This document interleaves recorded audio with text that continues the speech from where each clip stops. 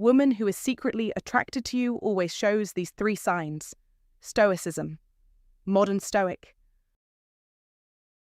Love is not about finding the right person, but about seeing an imperfect person perfectly. Sam Keen. In this video, we're going to dive into the subtle signs that reveal a woman's secret attraction to you. These signs might not be as obvious as words, but if you're observant, they are there. Whether it's the way she locks eyes with you or the small, seemingly insignificant gestures she makes without realizing it, have you ever wondered if the woman you're thinking about is drawn to you, but just hasn't found the courage to speak it? Before we begin, I want to share something personal with you. As I've learned more about relationships and attraction, I've come to realize that the smallest gestures often speak the loudest. It's not always about the words or the grand actions. Sometimes it's the way someone looks at you or the way they subtly mirror your movements. These moments carry so much meaning, and learning to recognize them can truly change the way we connect with others. It's all about tuning in to the unspoken language that speaks directly to the heart. So as we go through these signs, think about the people in your life. You might start seeing things from an entirely new perspective. Women often express their feelings through nonverbal cues, and if you're not careful, you might miss them. Today, we'll uncover the hidden signals that a woman may be attracted to you, using psychological research to back up these observations. Picture this.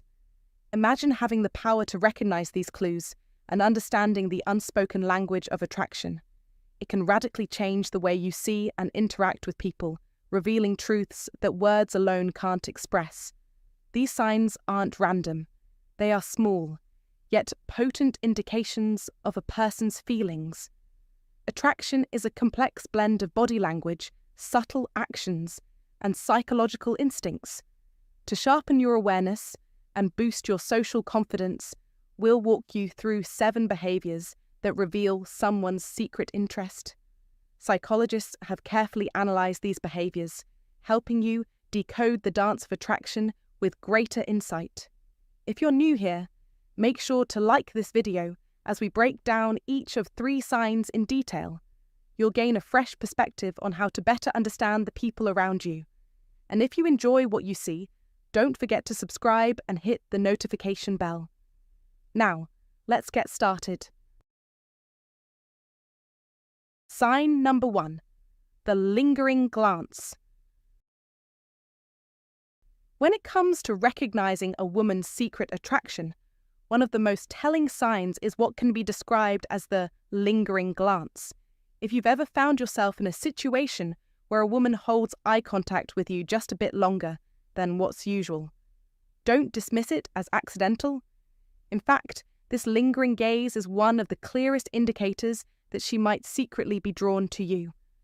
Eye contact is a powerful, subtle form of communication, and when a woman locks eyes with you, it's not just a glance, it's a silent invitation. This gaze signals interest and a desire to connect. When a woman is attracted to you, her gaze often lingers, which shows that she's not only interested in what you're saying, but in who you are as a person. This type of eye contact is so much more than a casual glance. It carries with it the intention to create a deeper connection. Prolonged eye contact can have a profound impact, and research supports the idea that it fosters a sense of closeness. When you hold someone's gaze, it naturally creates a feeling of intimacy, even without words.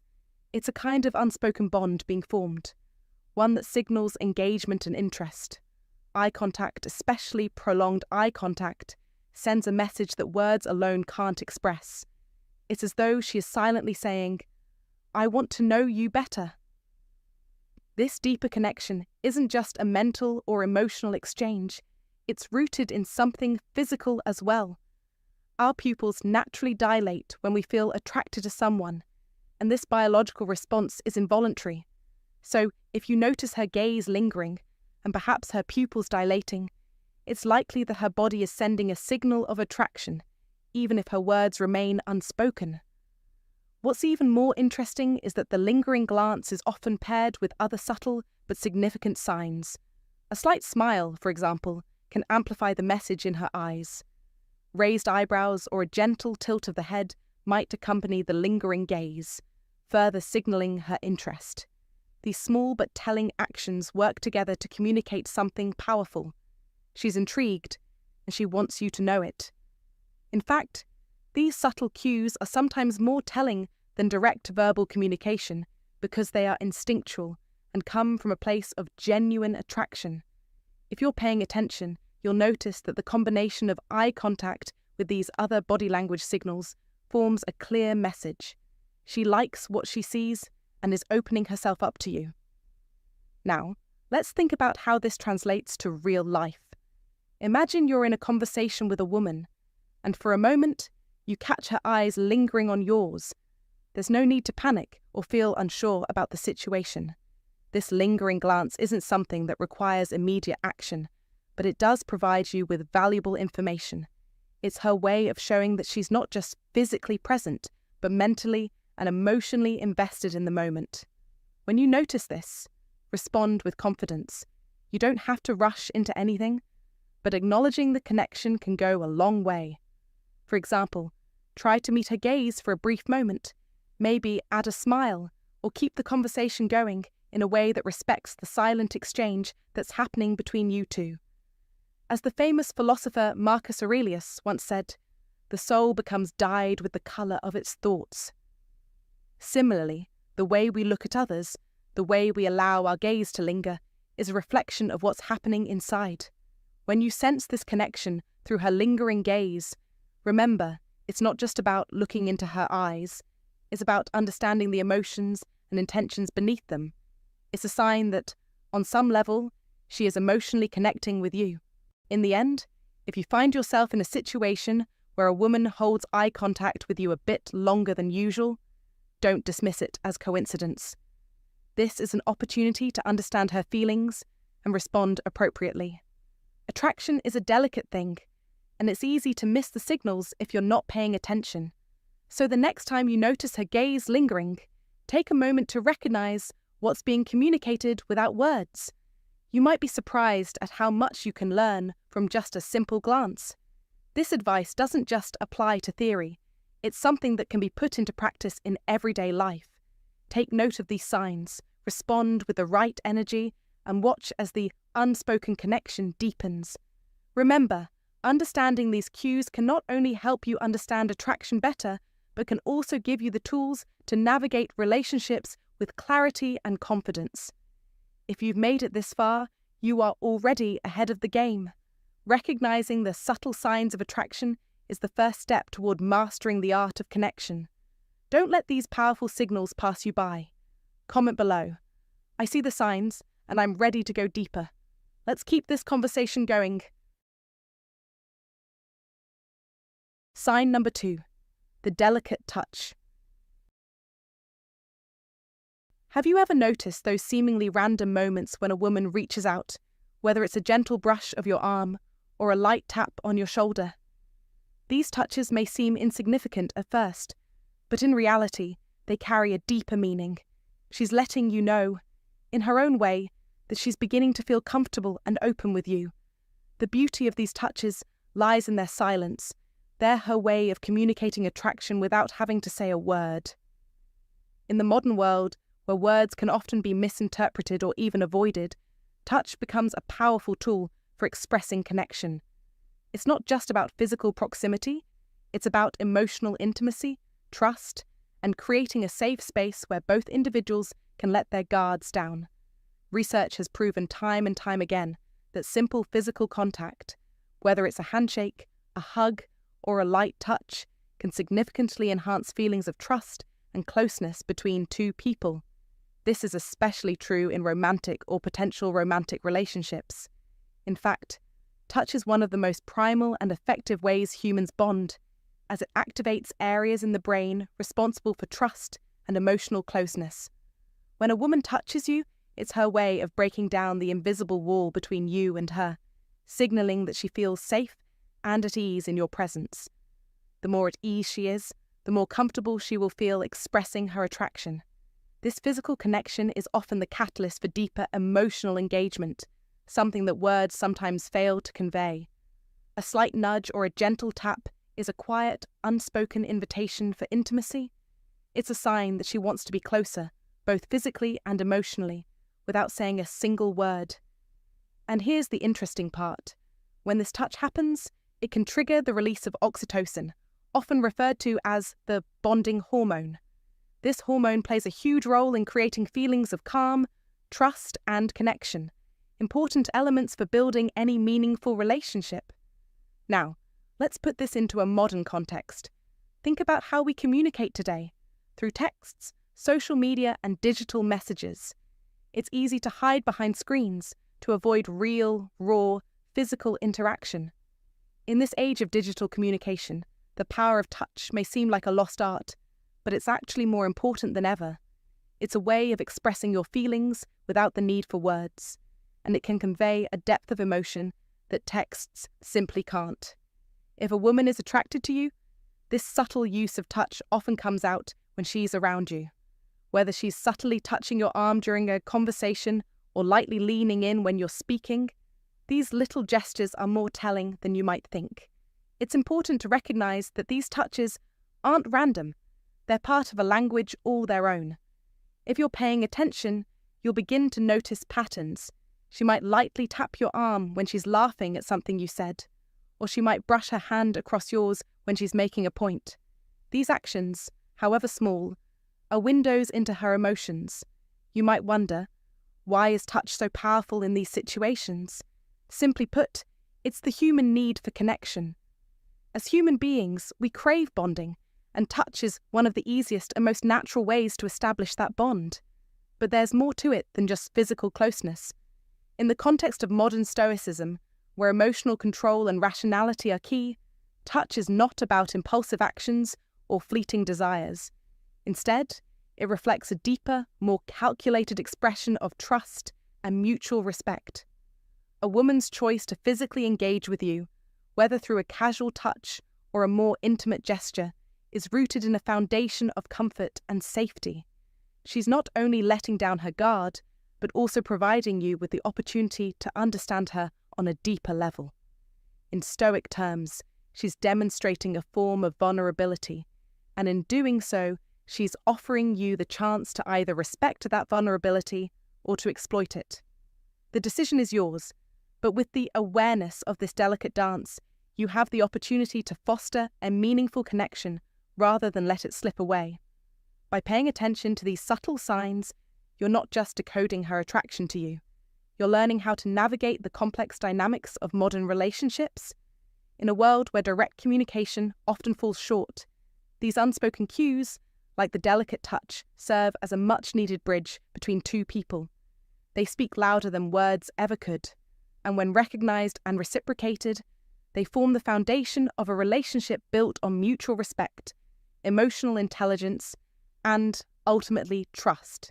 So next time you notice her reaching out, even in the slightest way, take a moment to acknowledge it.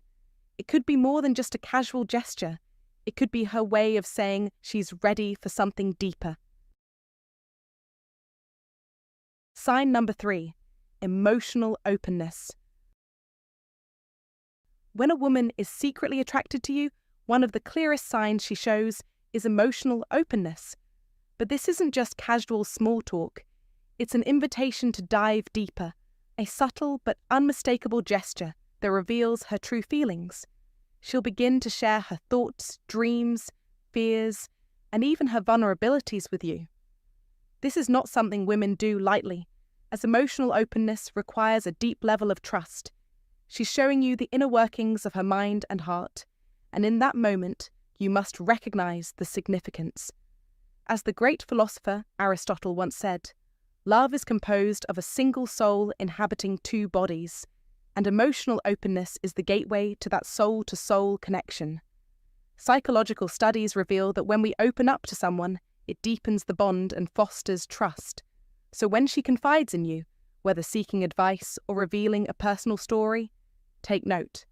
She's telling you that she values your opinion, that you are someone she trusts to carry her thoughts and emotions. Research consistently supports the idea that couples who connect emotionally enjoy stronger, more resilient relationships. It's not just about listening, it's about making her feel heard and understood in a world that often feels disconnected. Think of emotional openness as a doorway to something real and meaningful. As a modern Stoic, you are likely familiar with the importance of controlling your emotions and observing situations without overreacting. But that doesn't mean you should ignore the emotional cues of others.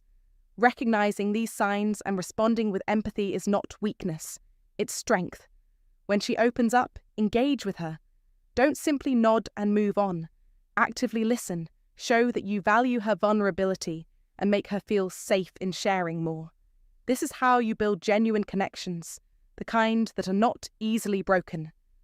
In the realm of relationships, especially for men between the ages of 35 and 70, you may find that you've experienced relationships based on attraction, convenience, or even fleeting infatuations. But emotional openness leads to something far more substantial, genuine, lasting bonds. As Marcus Aurelius, the Stoic philosopher, once said, "The happiness of your life depends upon the quality of your thoughts." If you are alert to the emotional signals around you and react with emotional intelligence, you elevate your own understanding of what makes a relationship thrive. Now, this is where you must make a choice. Do you truly want to form a bond that lasts, one that is grounded in emotional openness and mutual trust? Or do you wish to remain indifferent, blind to the signals and opportunities in front of you? The Stoic mindset urges us to face the truth head-on, without letting fear or ego cloud our judgment. Take this as an opportunity to rise above the superficial interactions of the past. Engage with her, build rapport, and let the connection flow naturally. But don't just listen. Respond. When a woman shares her personal struggles or dreams with you, she's not just looking for advice, she's looking for understanding.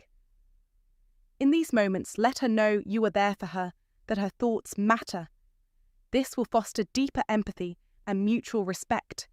The most powerful relationships are those in which both parties feel emotionally secure, where both partners can be open, vulnerable, and unafraid of judgment. If you want to build a strong, lasting connection with her, give her the emotional space to be herself. In return, you will receive her genuine affection and loyalty. The more emotionally open she becomes, the stronger the bond grows. Like a Stoic sage, you will learn that these moments of emotional exchange are not a sign of weakness, but a profound opportunity for growth. Do not take these signals for granted. Embrace them. Recognize the value in what she is offering. It's a precious gift, and the way you handle it will define the future of your connection. You must also be mindful of how you handle emotional openness. A common mistake is to dismiss or downplay her feelings, thinking it will somehow protect you or keep things under control. But true mastery, as the Stoics would say, comes from embracing vulnerability, not only in yourself, but in others as well. When she opens up to you, see it as an opportunity to show her the depth of your own emotional strength and wisdom. It's about creating a space where both of you can connect on a deeper level. In the modern world, where relationships often seem shallow and fleeting, emotional openness is a rare and invaluable treasure. This is your moment to rise above the ordinary and create something meaningful. Don't shy away from it. Engage with her stories. Show empathy. Be the rock she can trust in. And when she offers her heart to you, recognize the power in that gesture. By engaging deeply, you'll not only win her heart, but build a lasting, fulfilling connection that transcends the superficial. So remember, emotional openness is a sign of attraction, trust, and a desire for a deeper connection. Don't just let these moments pass by. Seize them. Make her feel heard, understood, and safe. In doing so, you'll forge a bond that goes beyond the surface, one that lasts for years to come. Take action now, because the way you respond today will shape your future relationships. If you want to become the man who knows how to truly connect, how to engage emotionally with women, now is the time. Don't let this opportunity slip away. Embrace it and watch your relationships flourish. This is your chance to master emotional intelligence, deepen your connections, and create a relationship that lasts. If you believe in this power, comment below, like, and subscribe for more insights on how to build genuine connections that stand the test of time.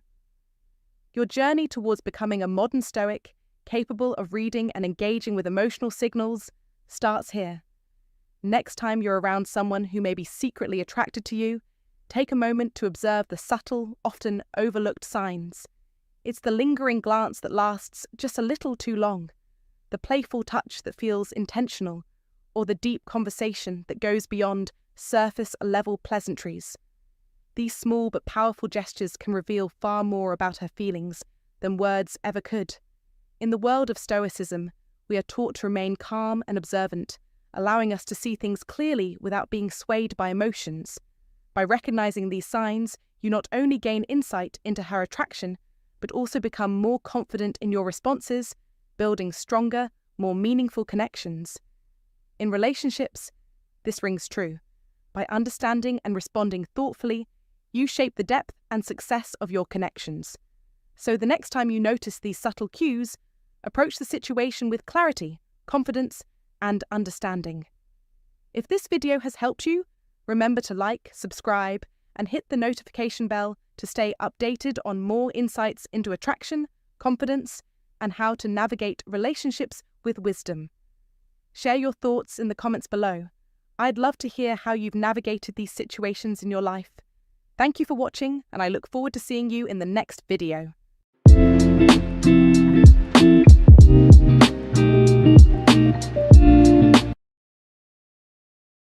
They reached out, but don't reply until you see this. Stoicism. Modern Stoic.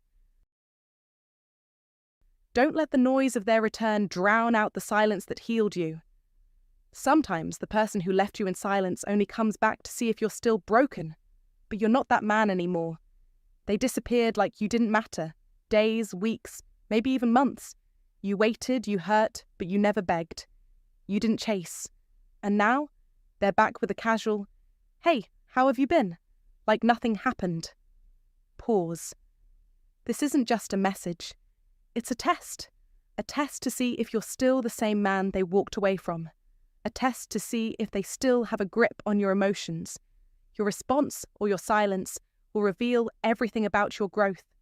You see, in Stoicism, the power lies in the response, not the reaction. So before you reply, breathe. Ask yourself this: does this conversation serve your peace or disturb it? You've earned your strength in solitude, you've rebuilt, you've evolved. This isn't about being bitter. It's about being better. Respond only if it aligns with the man you've become, not the boy they once tried to manipulate.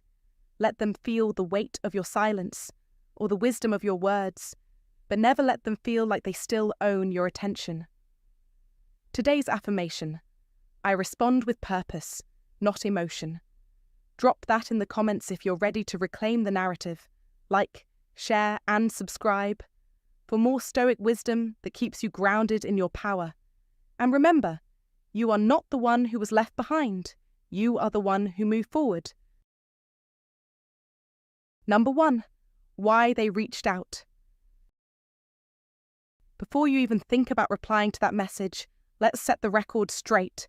They didn't reach out because they suddenly had a spiritual awakening and realized how deeply they loved you. They didn't toss and turn in bed, struck with regret, desperate to fix things. No, what triggered their message wasn't love. It was silence. Your silence. The kind of silence that speaks louder than any words. When you stopped reacting, when you refused to feed their ego, when you started moving like a man who values his peace more than chaos, that's when they started to notice. That's when the confusion set in. Not because they miss your soul, but because they miss your attention. Let's be brutally honest. People don't always miss you. What they truly miss is the version of themselves they could see reflected in your attention. Your validation, your responses, your need. They fed off that. And now that it's gone, their ego is restless, whispering questions like, "Wait, why haven't he texted? Is he done with me? Has he moved on? Has someone else replaced me?" But you must understand, this isn't a message sent from regret. It's not a love letter. It's a test to see if they still have access to you. It's not affection. It's control disguised as curiosity. Now here's where modern Stoicism comes into play. You see, when someone walks out of your life, especially after you've invested your time, your energy, your spirit. They expect you to come crawling. That's their default assumption. They expect you to reach out, to apologize, to chase, to prove your worth. And the moment you don't, the moment you choose composure over craving, that's when the power dynamic flips. That's when they start doubting their own worth. It rattles them. Your silence becomes your strength. Like the calm before a storm, your restraint says everything. Because you're not begging, you're not chasing. You've become unavailable, not out of pettiness, but out of principle. And it's that emotional discipline that unsettles them. As the wise Stoic Epictetus once said, "No man is free who is not master of himself." Your freedom lies in your ability to control your emotions, not theirs. And that, my friend, is the real test of a man. When you choose not to reply, when you resist the impulse to respond out of old habits, you're reclaiming authority over your own life. You're demonstrating that your time, your presence, and your attention are privileges, not entitlements. Real life advice? Stay grounded. Think. Don't let a single text drag you back into an emotional loop that you worked so hard to break free from. Ask yourself, what changed? Did they apologize with accountability? Or did they just poke you to see if you'd jump? In many cases, it's not love knocking. It's control wearing a familiar mask. And once you recognize that, you'll stop feeling the need to answer every knock on your emotional door. Marcus Aurelius, another great Stoic, wrote, "You have power over your mind, not outside events. Realize this, and you will find strength. Your strength is not in your response, but in your discernment. This is your moment to stand tall, to protect your peace, and to hold the line. You've come too far to go back to a version of yourself who needed their approval to feel whole. Let them wonder.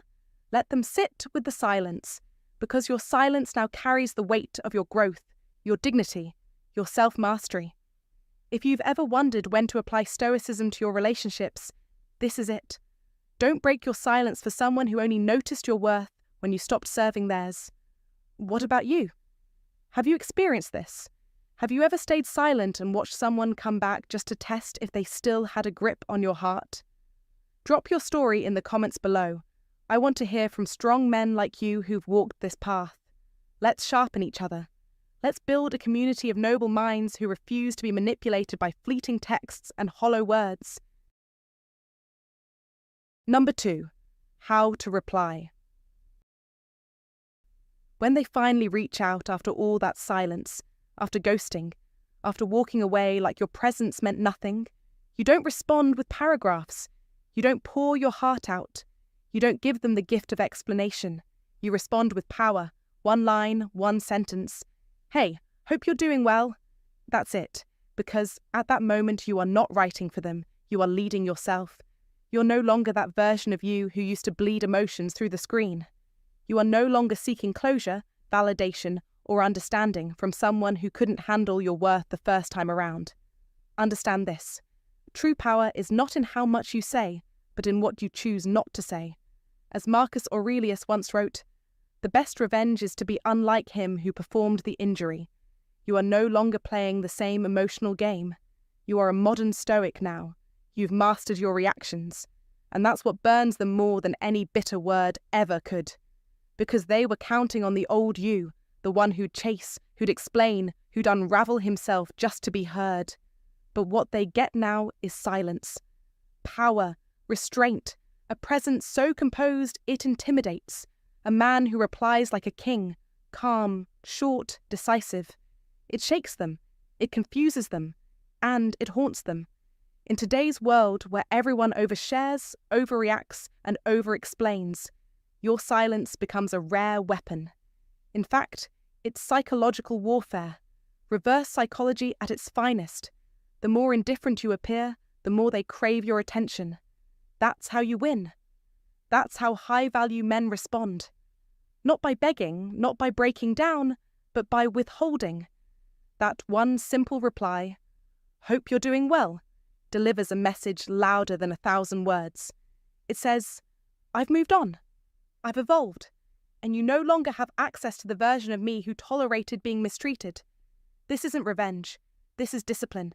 This is mastery. And that's what Stoicism is all about. controlling your emotions so they don't control you. If this message hits you deep, if you feel like it's time you step into this stronger, more grounded version of yourself, comment, "I'm not the same man anymore," below. Like this video, subscribe for more Stoic wisdom, and share this with a man who needs to reclaim his power. Number 3. The mind game move. They reached out, huh? And now you feel that pull to reply, don't you? Hold it right there. Don't move, not yet. This is the moment that separates the man who reacts from the man who rules. You've waited for that message. You've hoped for it, maybe even prayed for it. But now that it's here, the game has changed, and you're not playing on their field anymore. You own the board now. They broke the silence, but that doesn't mean you break your power. You don't respond immediately. You pause, on purpose, because the modern Stoic understands something they never will. Response is a privilege, not a reflex. And your silence? It's no accident. It's a message that says, access to me must now be earned. Not because you're trying to hurt them, but because you finally understand your worth. Because now your time is valuable. Your peace is sacred. Your energy is premium. And they don't get to treat it like it's on demand. You wait 24 hours? Minimum. Why? Because you're no longer reacting from emotion, you're responding from principle. Because you're no longer the one chasing validation. You are the standard now. Let them overthink. Let them stare at the screen. Let them wonder if you've moved on, because maybe you have. That silence, it'll echo in their mind louder than any text you could send. They'll check if you're online. They'll replay old conversations. They'll start imagining you with someone else. And all the while, you haven't said a word. That's the power of presence without performance. That's how the modern Stoic speaks, by not speaking. As Marcus Aurelius once said, the best revenge is to be unlike him who performed the injury. You're not here to stoop. You're here to rise. You're not here to chase. You're here to lead. And the man who leads waits. He waits not because he's weak, but because he has nothing to prove. This is your moment to shift the power dynamic without saying a single word. Your stillness is strength. Your pause is precision. Your silence is a strategy. If you felt this hit your soul, comment, "I move in silence, but my presence is felt," and subscribe for more powerful Stoic truths that sharpen your mind and make you unshakable. Number 4. What their text actually means. When you get a text out of nowhere that says something like, "Hey, hope you're good," or "just checking on you," you might feel a strange mix of emotions, curiosity, nostalgia, maybe even hope. But before you reply, I want you to pause, breathe, and think. These messages may seem innocent on the surface, but they're rarely what they appear to be. In fact, they're not really about you at all. They're about them. A person who once walked away, who stayed silent for weeks, months, or maybe even years, isn't suddenly overwhelmed with deep longing for your presence. What's really happening here is much more calculated and much more common than you think. These are not love letters. They are emotional probes, a digital knock on the door to see if you're still standing behind it. In truth, what their message often means is this: I'm feeling unsure about myself right now, and I need a hit of attention. I wonder if you're still available to give it to me. It's not affection driving their fingers to type, it's ego, curiosity, insecurity. They want to know if you've moved on, if you're still emotionally available to feed their need for validation. It's like throwing a fishing line into a pond to see if there are still fish biting. And if you bite, they get the answer they were looking for, without committing, without explaining, and without actually intending to re-enter your life in any meaningful way. So while the message may be wrapped in politeness or nostalgia, its root is control, a soft form of manipulation. And in that moment, your response, or your silence, says more about you than it does about them. Now here's where modern Stoicism steps in, not as some cold, detached reaction, but as a philosophy of self-respect, inner mastery, and emotional discipline. Marcus Aurelius once wrote, "You have power over your mind, not outside events. Realize this, and you will find strength. You must remember that not every message deserves your energy. You are not obligated to reopen wounds just because someone else is bored or confused. You don't need to answer the knock just because it came. The Stoic man knows that silence can be an act of power. He does not respond to every call. He does not allow the ghosts of the past to steer the direction of his present.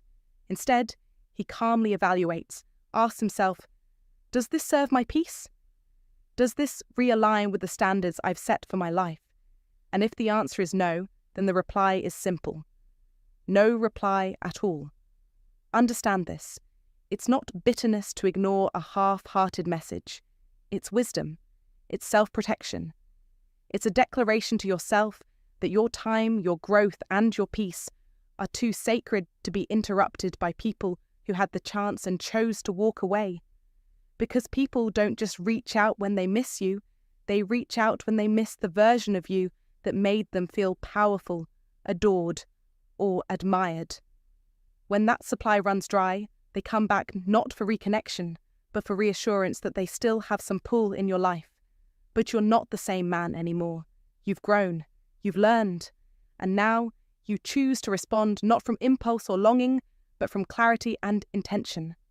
In today's world, where a message can stir up 100 emotions in under 5 seconds, modern Stoicism teaches you to anchor yourself in reason before you act. It's about pausing before the reply, not out of fear or pride, but from strength. When you learn to pause, when you learn to see past the surface and recognize the game, you step into a new realm of control. That's where your real power lives. So the next time you get that, "Hey, hope you're doing okay" text, ask yourself this: do I want to engage, or am I just reacting out of an old habit? Am I reaching for the past or protecting the man I've become? You've survived the silence before. Don't let a few nostalgic words pull you back into a story that already had its ending. You are not here to play emotional tag. You are here to build something real, something stable, something that honors the man you are becoming. And if that requires letting the message fade unanswered into the digital void, so be it. That's not a weakness. That's wisdom. That's Stoicism in action. Number 5. What happens next? When someone from your past reaches out, don't be quick to respond. If you reply with power, they'll try to keep the conversation going, acting like they care. But don't fall for it. If they truly missed you, one message wouldn't be enough. They would show effort and consistency, not just random check-ins. Silence made them reach out, and now your power lies in how long you can keep them waiting. Responding with a short, neutral message like, "Hey, hope you're doing well," shows them you've moved on. You're not playing their game, and that's what makes them uncomfortable. They want control, not a real connection. If they truly regretted losing you, they'd do more than send one vague text. They'd show real remorse and effort. Your next move is simple. Keep replies short, calm, and neutral. Don't share too much. By doing so, you make them realize they no longer have access to you. Your silence and calmness are your power. Protect your peace and don't let them regain control. Share your thoughts in the comments. How do you stay in control when someone from your past reaches out? Final thoughts. If they truly miss you, they'll prove it. If they regret losing you, they'll fight for you. But if all they offer is one weak message, let them watch as you move on. Let them see that you are no longer the person they once left behind. Let them feel the absence of your presence, because what you're creating in silence is a version of yourself they can never reach again. I know you've been waiting, replaying that conversation in your mind, hoping for a text, hoping for change. But listen to me. You are no longer the person they walked away from. They expected you to break. They expected you to chase them. They expected you to be there when they decided to come back. But you didn't. Now they feel the weight of your absence. Now they see the strength you've built in your silence. Your transformation has begun, and they didn't expect it. They thought you'd crumble, but instead, you've risen. So, when that text comes, don't let it disturb your peace. Don't let it break everything you've built. If they truly miss you, they'll prove it with consistent effort. If they truly regret losing you, they'll fight for you. But if all they can give is a vague, shallow message, let them see you move on. Let them realize they no longer have control over you. What you're building in silence is something they can never access. This isn't about playing games. This is about taking control of your life, your emotions, your peace. It's about reclaiming your self-respect. It's about showing them that you've moved on from the version of yourself they thought they could manipulate. Your silence speaks volumes. It makes them wonder, makes them question. And now, it's time for them to feel the consequences of their actions. They thought they could walk away and return at their convenience, but you've changed, you've grown, and now they realize they no longer have power over you. So, when that text comes, stand firm. Keep your response short, neutral, and controlled. Don't give them the emotional reaction they're craving. Don't let them think they still hold power over you. Let them feel the consequences of their actions. Let them see you moving on. Let them witness the strength you've gained in your silence. If they truly miss you, they'll prove it with more than just a weak message. They'll show up with consistent effort, with change, and with determination. But if all they offer is a few shallow words, let them watch as you move forward without them. Drop this affirmation in the comments. I control the conversation, not them. That's your truth. That's your power. And don't forget to like, comment, and share this message with someone who needs it. Subscribe to the channel, because what you're building in silence is a version of yourself they'll never be able to reach again. As Marcus Aurelius wisely said, the best revenge is not to be like your enemy. Stand firm, stand strong, and keep moving forward.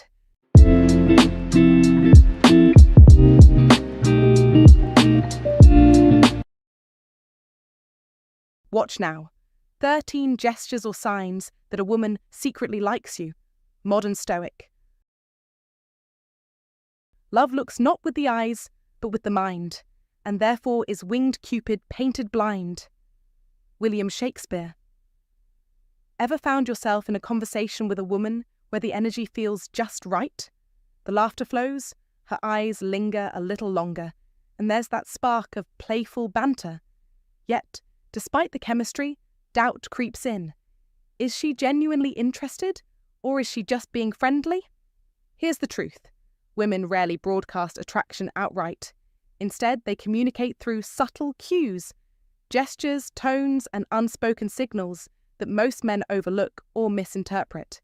And in that gap between what's said and what's meant, opportunities slip away. But what if you could decode those hidden signs effortlessly? What if you never had to second-guess her interest again?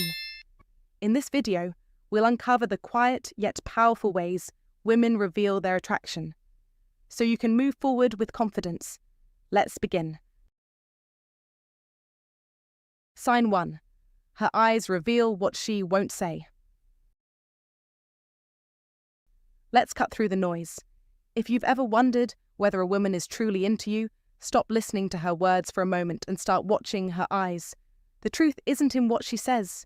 It's in where she looks, how long she holds your gaze, and the unconscious signals her body sends when attraction takes over. Think about it. How many times have you met a woman who played it cool, smiled politely, even laughed at your jokes, but something in her eyes told you there was more beneath the surface? That's because attraction isn't just spoken, it's seen.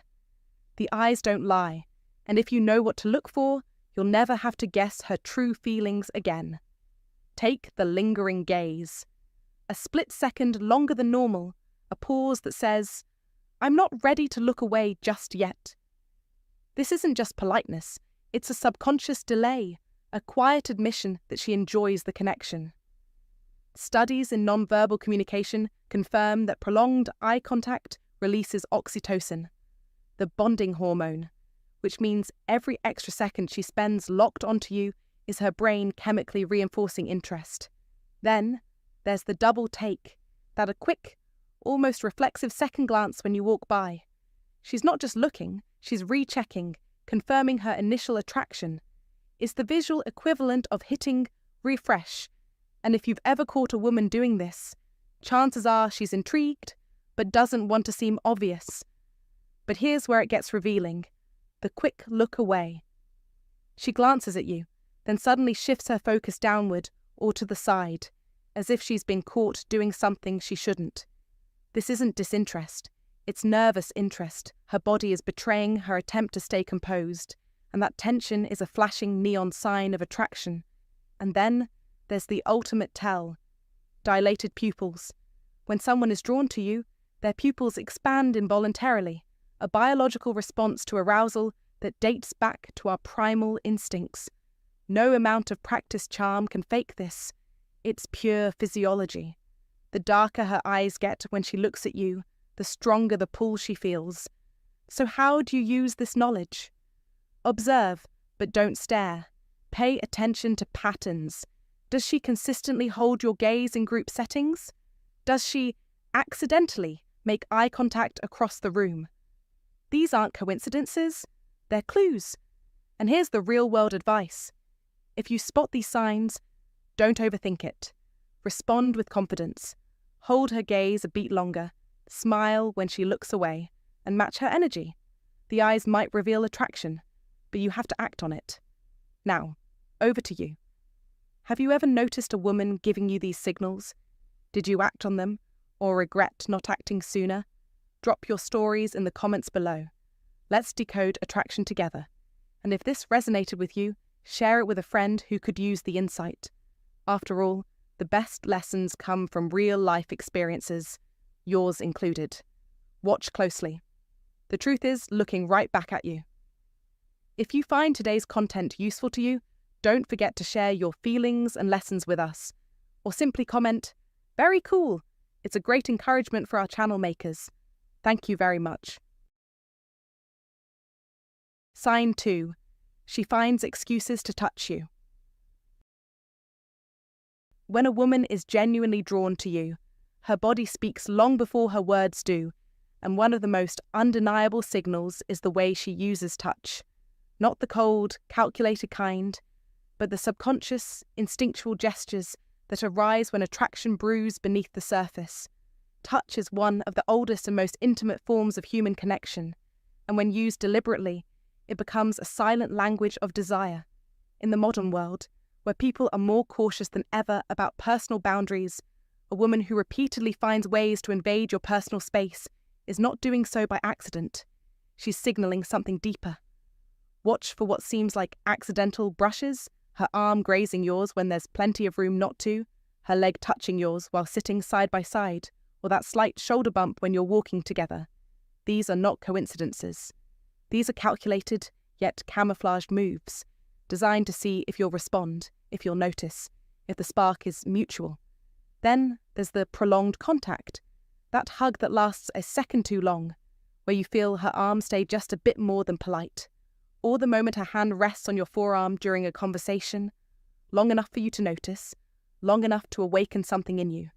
These lingering touches betray a woman's inner desire, her way of saying, "I want to be closer to you," without ever speaking the words.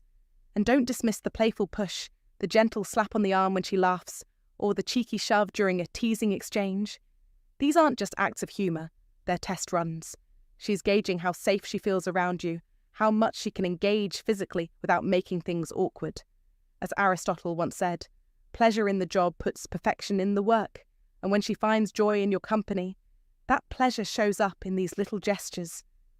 In modern life, when people are glued to their phones and distant even in conversation, physical touch becomes sacred.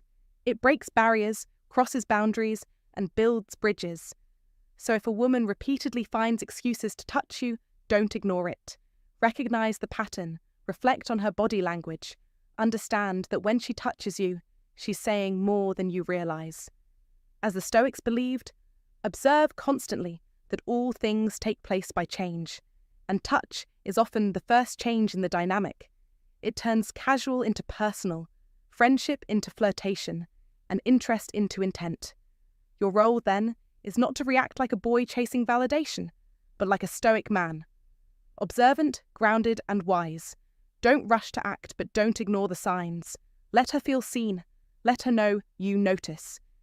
And if your interest aligns, return the gesture with calm confidence, not neediness.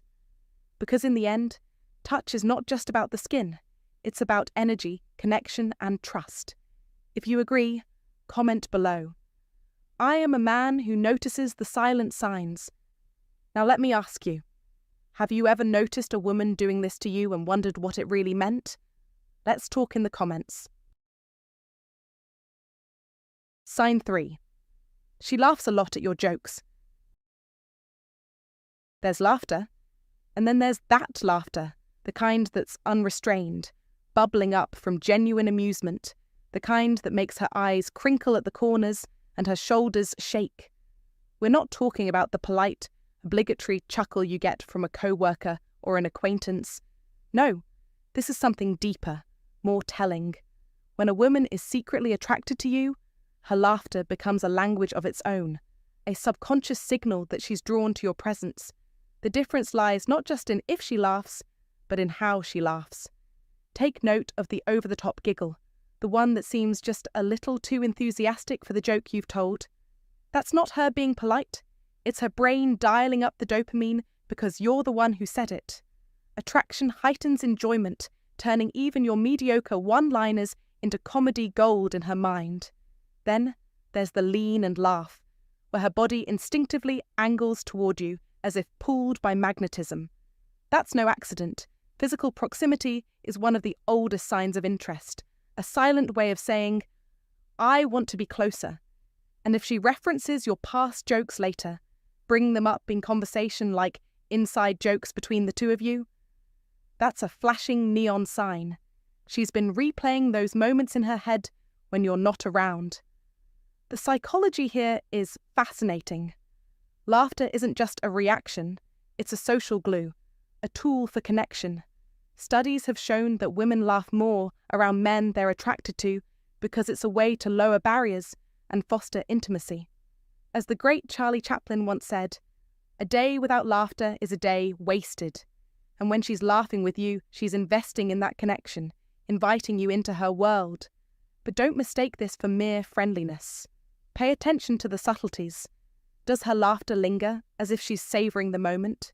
Does she touch your arm or shoulder mid-laugh, creating fleeting points of contact? These are the unspoken cues that reveal her true feelings. So what should you do with this knowledge? First, don't overthink it. Authenticity is key.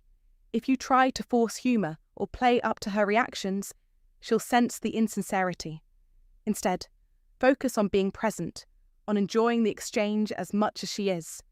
And if you notice these signs, consider reciprocating with light, confident touches, or holding her gaze a beat longer, actions that mirror her interest without overwhelming her. Life's too short to second-guess every interaction, but it's also too short to miss the signals when they're right in front of you. As the Stoics would say, waste no more time arguing what a good man should be. Be one. In this case, be the man who observes, understands, and responds with intention. Now, we'd love to hear from you. Have you ever noticed a woman laughing a little too much at your jokes? What tipped you off that she was interested? Share your stories in the comments. Let's decode these moments together. Sign 4. She mirrors your movements. When a woman subconsciously mirrors your movements, gestures, tone, or rhythm, you're not witnessing coincidence, you're witnessing connection. Mirroring is a powerful primal signal rooted in psychology that speaks without words. It's a phenomenon where someone aligns their behaviour with yours, not because they're copying you, but because their subconscious wants to bond. This alignment is an ancient code of social harmony, a silent language of attraction. If she sits when you sit, leans forward when you do, or picks up on the way you cross your arms, even subtly using phrases you often say, that's not random. That's her spirit leaning into yours. The Stoics often emphasize the power of harmony in nature and in relationships. Marcus Aurelius once reflected, "What is not good for the beehive cannot be good for the bee." In the same way, a woman who mirrors you is showing that her energy is syncing with yours, because to her, you are part of what feels good. Modern research backs this up too. Mirroring increases empathy, trust, and intimacy between two people. She's not just copying, She's resonating. Her posture, gestures, and even vocal inflection begin to echo yours, often unconsciously, revealing a powerful clue that she feels seen, safe, and connected in your presence. Now, here's the key. Don't overlook it. Test it. Shift your weight. Adjust how you hold your glass, or playfully use a unique phrase. If she mirrors these actions without hesitation, she's tuned into your wavelength, locked into your presence. This isn't about manipulation. It's about awareness. It's about observing the dance of two energies trying to align. In the Stoic way, remain grounded, calm and observant. Don't rush to conclusions.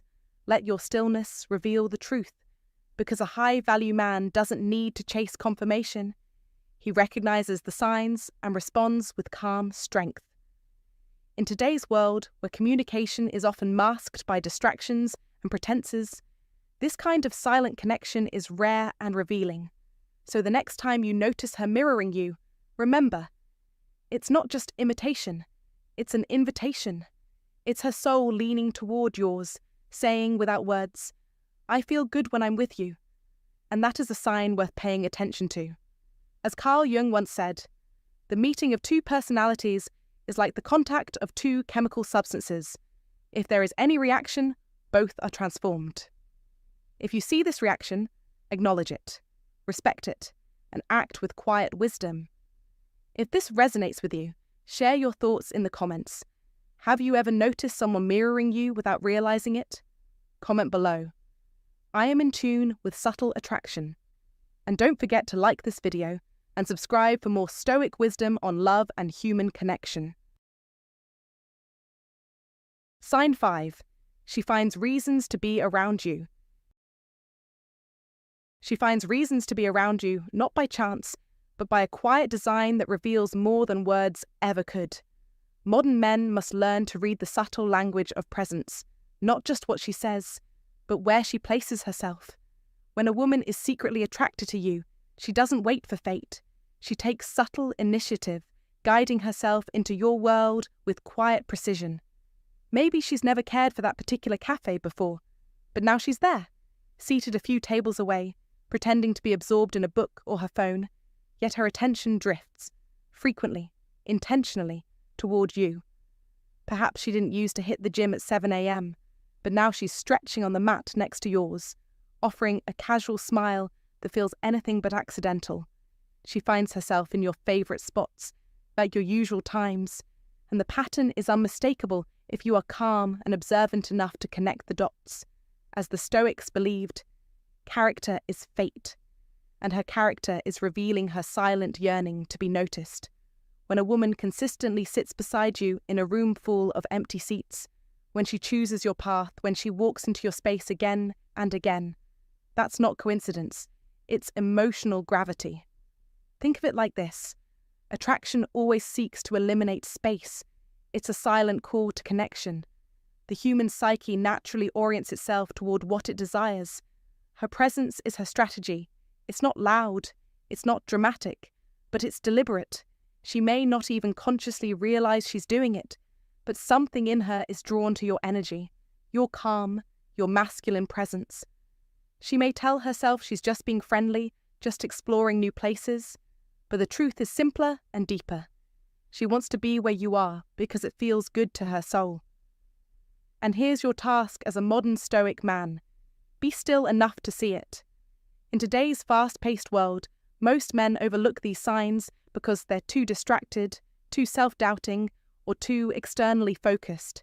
Don't be that man. Be the one who notices. Be the one who connects her actions with her emotions. Remember what Marcus Aurelius said. Everything we hear is an opinion, not a fact. Everything we see is a perspective, not the truth. But repeated patterns? They reveal the truth she can't say out loud. So if she keeps showing up, if she finds excuses to be near you, pay attention. It means something. And once you see it, you have a choice. Do you remain passive, or do you respond with quiet strength and clear intention? Let your actions show that you see her, that you value presence, not just performance. Ask yourself, Who are you attracting simply by being present in your own life?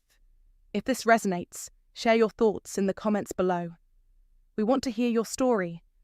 And if you agree that presence speaks louder than words, comment, "I attract with calm confidence." Sign 6. She gives you her undivided attention. When a woman gives you her undivided attention in today's distracted world, consider it a rare and powerful signal, one that cuts through the noise of modern life and speaks directly to your worth as a man. In a society where people scroll mindlessly, eyes glued to screens and minds bouncing from one notification to the next, her deliberate focus on you is not just unusual, it's intentional, meaningful, and deeply revealing. When she listens to you, she's not just hearing words, she's absorbing them, cataloguing them, and attaching emotional value to them. She remembers that you mentioned your favourite band in passing, and later brings it up with a smile. That isn't coincidence. That's attention with emotional investment. She doesn't fidget with her phone or drift off while you speak. No, she locks eyes with you, as if the rest of the world has faded out, and you are the only thing that matters in the room. That kind of focus is an act of modern reverence. It's not mere politeness. It's a subtle confession of attraction. She asks deeper questions, not the surface-level kind that pass the time, but questions that dig into your philosophy, your dreams, your wounds, your thoughts about life. That's where connection is born, not in flirtation, but in curiosity. As the philosopher Epictetus once said, "We have 2 ears and 1 mouth so that we can listen twice as much as we speak." When a woman truly likes you, she will embody that wisdom, listening with intention, silence, and subtle anticipation. To test this truth, use a technique that reveals more than any pickup line ever could. During your next conversation, pause. Let the air hang. If she leans in closer instead of backing away, if her eyes hold yours instead of drifting, if her voice gently breaks the silence with a follow-up question or a knowing smile, you've found your answer. She's not just present, she's captivated. And that is rare. That is precious. And most importantly, that is your cue to lead with calm confidence. Because high-value men know how to recognize value when it stares right at them. They don't fumble when tested. They rise. In this world of short attention spans and surface-level interactions, presence is power. So men of distinction, take note. When she puts her phone down and locks eyes with you, it's not just attention. It's attraction in its most sincere and ancient form. It's emotional investment wrapped in silence and subtlety. Never chase a woman's time. Instead, command it with your presence. And when she chooses to give it freely, cherish it. That's not just interest, that's admiration. And now, a powerful reminder for you to remember this lesson deeply. Comment below with the words, "I attract deep attention because I am fully present." Say it to yourself, write it down, and declare it in the comments right now. If this resonated with you, hit that like button. Share this with a friend who needs to hear it, and subscribe for more modern Stoic insights that sharpen your mind and elevate your presence. Because the high-value man doesn't guess. He knows, he observes, and he leads. Are you ready to be that man? Sign 7. She playfully teases you. She playfully teases you, not like a child on a playground, but with the sharp, knowing wit of a woman who's testing the waters. This isn't just middle school flirting. It's a timeless dance of attraction, a way for her to signal interest without uttering a single vulnerable word. Think about it. Why would someone invest energy in teasing you if they didn't care? It's the push-pull dynamic at work, a delicate balance of challenge and connection designed to spark tension and keep you engaged. If she's gently mocking something you said, not with cruelty, but with a smirk that says, "I'm paying attention," that's your first clue. Maybe she mimics your tone or exaggerates a habit of yours, turning it into an inside joke. This isn't ridicule, it's intimacy in disguise. Then there's the challenge, the dare, the playful bet, the way she claims she could outdo you just to see how you respond. It's not about competition, It's about chemistry. A woman who likes you will create opportunities for interaction, even if it means provoking you. She wants to see if you can match her energy, if you'll rise to the occasion with humour and confidence. And if she gives you a nickname, that's a dead giveaway, whether it's absurd or oddly specific. That name is a marker. It means you stand apart from every other man in her orbit. But here's what most men miss. Teasing isn't just a sign. It's a test. How you react tells her everything. Laugh along, volley back with your own playful jab, and you prove you're emotionally agile, that you don't crumble under a little pressure. That's attractive. Stiffen up or take it personally, and the moment deflates. Modern dating is a battlefield of subtle cues, and the man who understands this thrives. So the next time she ribs you, lean in. That's not just banter. It's an invitation. Sign 8. She remembers the little things you say. Expanded version. In a world saturated with noise, distraction, and fleeting attention spans, it's easy for the details of someone's life to get lost in the background. Names are forgotten, stories skimmed over, moments ignored. So when a woman not only hears you but listens deeply enough to remember the small, seemingly insignificant things you say, you're not just dealing with good manners, you're witnessing a powerful and often subconscious expression of attraction. This kind of attentiveness is never random. When she recalls that you once mentioned your favourite song from high school, the scar on your wrist from a childhood fall, or the way you always add an extra shot of espresso to your coffee, it means you've made an emotional imprint. You didn't just pass through her ears, you settled into her thoughts. It's no exaggeration to say this kind of memory is an emotional investment, the kind that can only come from someone who has placed you in a mentally sacred space. As Maya Angelou once said, people will forget what you said, people will forget what you did, but people will never forget how you made them feel. And when she remembers your words, it's not the logic of them that stayed, it's the feeling you created. Her memory is tagging your sentences with emotional significance, replaying them not because she has to, but because she wants to. And that desire, quiet, constant, and genuine, is where attraction begins to take root. Modern Stoics know this truth well. Attention is the highest form of respect in a chaotic world. To remember is to care. To notice the nuances in someone's life is to say, without words, you matter to me. So when a woman starts recalling what you like, what you said, what you believe, things you might have forgotten yourself, she's telling you, intentionally or not, that you've become significant in her internal world. These aren't passing observations. They're emotional markers, breadcrumb trails of curiosity and affection that she's laid out, hoping you'll notice. This is the kind of energy that builds bonds, quietly but persistently.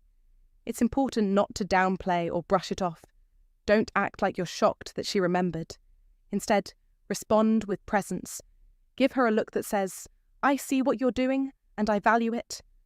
This is where calm masculine energy becomes your power. You don't need to perform or inflate your ego, just be grounded. When she sees that her attention has been received, not wasted, not mocked, but honoured. That's when her interest deepens, because every woman wants to feel that her emotional effort matters, and when she's investing memory into you, she's putting her emotions on the line. And here's where the Stoic perspective becomes vital. Be aware, not reactive. Recognise that her attention is a gift, not a challenge. You don't need to match her in wordplay or memory, but meet her energy with quiet appreciation and sincere engagement. Because in the end, attraction isn't about grand gestures. It's about the little things that accumulate, the invisible threads of attention and remembrance that quietly tether one person to another. And the moment you realise that she's holding onto your words, guarding them like secrets, revisiting them in her quiet moments, is the moment you should begin to truly see her, not just as someone in your life, but someone reaching toward it. In a world where most people are too busy remembering themselves, a woman who remembers you is offering something rare. Her focus, her care, her subtle declaration that you are worth remembering, that you are not just another man in the crowd, but her man worth noticing. So now the question is, are you present enough to receive that message? If you agree that true attraction lives in the details, leave a comment below saying, "She remembers because I matter." And don't forget to share your story. What's something small she remembered about you that made you realize her feelings ran deeper than she let on?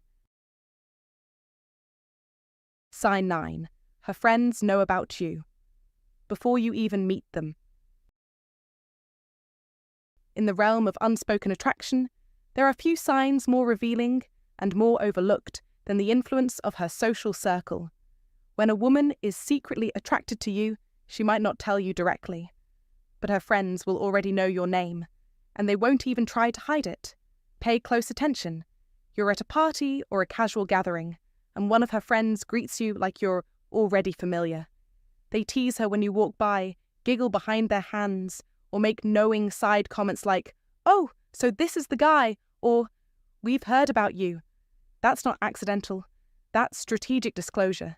She's talked about you often, and she's talked with emotion, curiosity, and hope. That means you're not just a passing thought. You've been promoted to mention-worthy. Women don't involve their inner circle unless they feel something real. Remember what Socrates said, "Be slow to fall into friendship, but when thou art in, continue firm and constant." She may not have given you her full heart yet, but if her closest people know about you, she's already laid emotional groundwork. This behavior is rooted in something deeper than just gossip. It's about tribal vetting. We are social creatures, and women especially use communal signals to test compatibility. Her friends become her mirror, reflecting back how you might fit into her life. If she's asking their opinion, laughing as she tells stories about your interactions, and inviting their perspective, it's because your presence matters. She's emotionally investing. In the age of digital silence and shallow interactions, being discussed behind the scenes is a rare and powerful clue. You're not chasing her attention, she's already giving it to you, just not directly. This is her version of a soft launch, a slow reveal to the people she trusts most, to gauge whether you're safe, respectable, interesting. In a world obsessed with instant gratification, this kind of subtle inclusion is meaningful. Now, your role as a modern Stoic is not to gloat or become arrogant. It's to observe with awareness and respond with grounded confidence.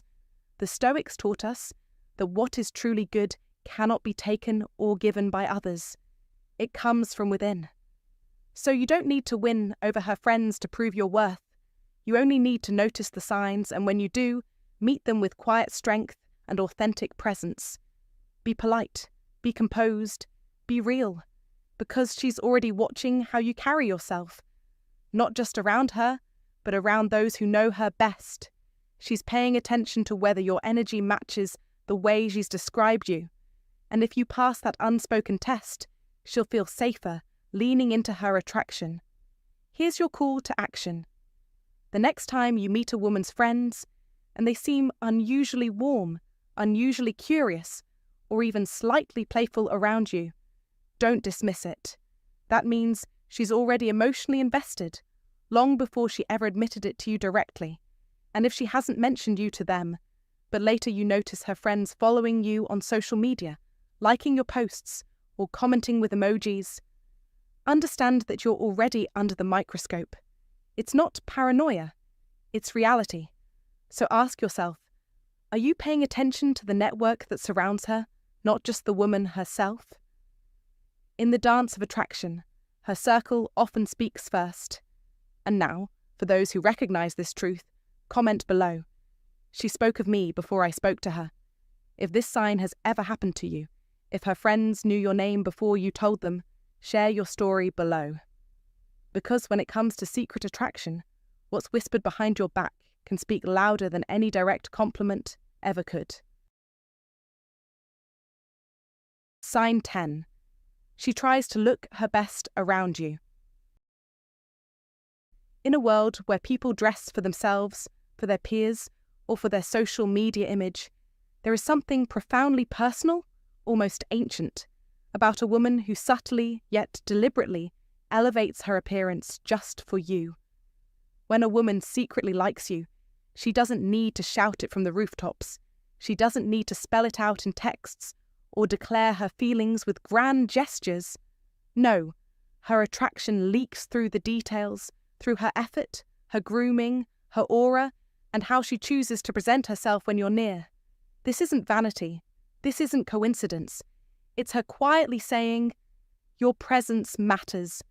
And because of that, I want you to see me at my best." It starts small. One day, her makeup seems more refined. Her outfit carries an edge of elegance or a softness that frames her femininity in a new light. Her perfume lingers in the air like a silent message meant for your senses alone. Maybe she suddenly wears that colour you once mentioned you liked, or her hair is styled with intentional care when she knows she might run into you. You might think, maybe that's just her normal. But if you pay close attention, compare how she dresses around others versus when she's around you, you'll notice the shift. Her appearance becomes a canvas of emotional expression, and you are the intended audience. As Marcus Aurelius once wrote, "Very little is needed to make a happy life. It is all within yourself." A woman who secretly likes you taps into that inner motivation, that joy, that quiet pride to present her best self, not for everyone, but for the man who makes her heart race. And in today's world, where effort is often dismissed or reserved for special occasions, consistent presentation is one of the clearest indicators of emotional investment. She's not doing it for attention, she's doing it for resonance, for the unspoken acknowledgement that beauty, when shared with the right man, becomes a form of emotional language. There's also a kind of vulnerability hidden in her effort. A woman who changes something about her appearance is risking judgment. She's putting energy into her look and hoping, without saying it out loud, that you'll notice. She may glance your way after adjusting her hair or lipstick, waiting for your reaction, even if it's just a flicker in your expression. That moment is everything to her. It's validation that her silent message has been received. And if you're truly grounded, if you're the kind of man who sees beyond the surface, you'll respond not with flattery, but with presence. Because she isn't just trying to look good, she's trying to feel seen. Modern Stoic men don't get caught up in appearances, but they also don't ignore intentional effort. They understand that everything we do is either an act of indifference or significance. And when a woman takes the time to enhance her look for you, that's significant. That's not the behaviour of a woman indifferent to you. That's the behaviour of a woman who is quietly hoping you'll pay closer attention, not just to her outfit or her hair, but to the intention behind them. So what should you do with this awareness? First, observe. Don't stare, don't drool, don't turn into a puppy. Instead, recognise the gesture and respond with composed acknowledgement. A sincere compliment, a knowing smile, a glance that lingers a second longer than usual. When she sees that you noticed, without you becoming overly reactive, that's when attraction deepens. Because what she really wants is not a fan, but a man. One who sees her, one who values effort, one who can match her intention with attention. So let me ask you, have you ever noticed a woman showing up looking especially radiant, almost like she dressed for a moment that hadn't happened yet? But you felt it was meant for you? If so, that wasn't coincidence. That was her speaking the oldest language of attraction. Now comment below to seal this truth into your mind. When she shows up glowing, I show up grounded. And remember this always. Women don't dress up for men they don't care about. They dress up for the ones who have already taken up space in their thoughts. Sign 11. She becomes a little nervous around you. You might expect that if a woman likes you, she'll act smooth, charming, composed. But often, the truth is the opposite. When a woman secretly likes you, she doesn't always radiate confidence. She often radiates nervous energy. And that nervousness is not a weakness. It's not a flaw. It's a signal. One of the most overlooked signs of hidden attraction is when a woman becomes just a little awkward, a little offbeat, a little unsteady around you. Maybe she stumbles over her words. Maybe she laughs at things that aren't that funny.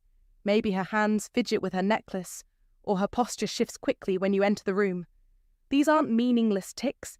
They are emotional signals firing off under pressure caused by you. Let's be very clear. Nerves are not a sign of indifference. They're a sign that you matter. In fact, according to social psychology, nervousness around someone we find attractive is a deeply rooted biological and emotional response. It means her brain is on alert, her hormones are activated, and her emotional center is trying to regulate excitement without giving too much away. She's thinking, how do I sound? Did I just say something weird? Did he notice how I looked at him just now? These internal questions manifest in external behaviors, and that slight clumsiness, that break in her usual cool demeanor. It's not her being awkward, it's her being human. And it's your job to recognize that. The Stoics taught us that we should be immovable, not to be cold, but to be present, deeply rooted in our awareness of others and the moment. So when you notice her nervousness, don't react with arrogance or make her feel exposed. Do not tease her or call it out. Instead, remain calm. Stay grounded. Create emotional safety with your stillness. As Seneca once said, "A gem cannot be polished without friction, nor a man perfected without trials." Her nervousness is a small emotional trial, a way of putting her heart just slightly out on the line to see how you'll respond. Let me give you a scenario. You're talking, and you ask her a simple question. Her voice catches just slightly as she answers. She avoids eye contact for a moment, then meets your gaze and quickly looks away. She smiles, but it's a little uncertain. That moment is golden. That's not rejection. That's excitement trying to stay controlled. The truth is, when a woman is truly attracted to you, she cares how she comes across. She's not trying to seduce you. She's trying not to mess up in front of you. That difference is everything. It means you have influence, and influence, when handled wisely, is what builds intimacy. Now, how do you respond as a man of wisdom? You don't exploit her nerves. You guide the energy. Ask her a question that grounds her. Compliment her in a calm, non-theatrical tone. Maintain eye contact without pushing. Your steady presence will give her permission to relax. And when a woman relaxes in your presence after being nervous, the emotional shift is incredibly powerful. She'll remember you not just as someone she liked, but someone who made her feel safe while she liked you. That's rare. That's attractive. And let's not forget, this works both ways. A woman who feels safe around you is far more likely to open up, lean in, and begin the emotional investment that leads to deeper connection. So don't chase perfection. Don't wait for a woman to be cool and confident all the time. Watch for the cracks, the soft spots, the tiny tremors in her composure, because those are often the most honest moments you'll ever witness. Her nervousness is her truth trying to hide behind a smile. So let me ask you, have you ever been around a woman who seemed thrown off? Not because she disliked you, but because she liked you too much to stay smooth? Think back. Rethink the signs. Comment below with, "I recognize her nerves as signs of truth." And the next time a woman stumbles in your presence, don't mistake it for weakness. See it as courage, wrapped in vulnerability. Respond with strength. That's what a modern Stoic man does. He sees through the noise, he listens to energy, and he leads not by force, but by grounded understanding. Sign 12. She tries to impress you without bragging. There's a unique kind of woman who doesn't boast. She doesn't dominate the conversation. She doesn't list her accomplishments like a resume, but somehow, by the end of your time with her, you've learned she's traveled the world, she runs a business, she speaks 2 languages, and she's training for a marathon. She didn't flaunt any of it. It slipped out gently, almost by accident, but make no mistake, it was intentional. When a woman secretly likes you, one of the subtlest yet most revealing signs is that she wants to impress you without ever appearing like she's trying to. It's graceful, it's intelligent, and it's ancient. This is not performance. It's positioning. She's placing her value in your view, not for praise, but for potential connection. You see, attraction makes people want to be seen in their best light. And for a high-quality woman, that doesn't mean simply looking good. It means showing you that she has depth, that her life is full, that she's worthy of standing beside a strong man. She doesn't want to compete. She wants to complement. So she shares a story about a non-profit she volunteers with, or laughs as she recalls how she managed a last-minute crisis at work. She doesn't say, "I'm successful." Instead, she lets you feel her capability through subtle cues. It's not arrogance, it's emotional intelligence. As Aristotle once said, knowing yourself is the beginning of all wisdom. And a woman who knows her worth doesn't need to scream it.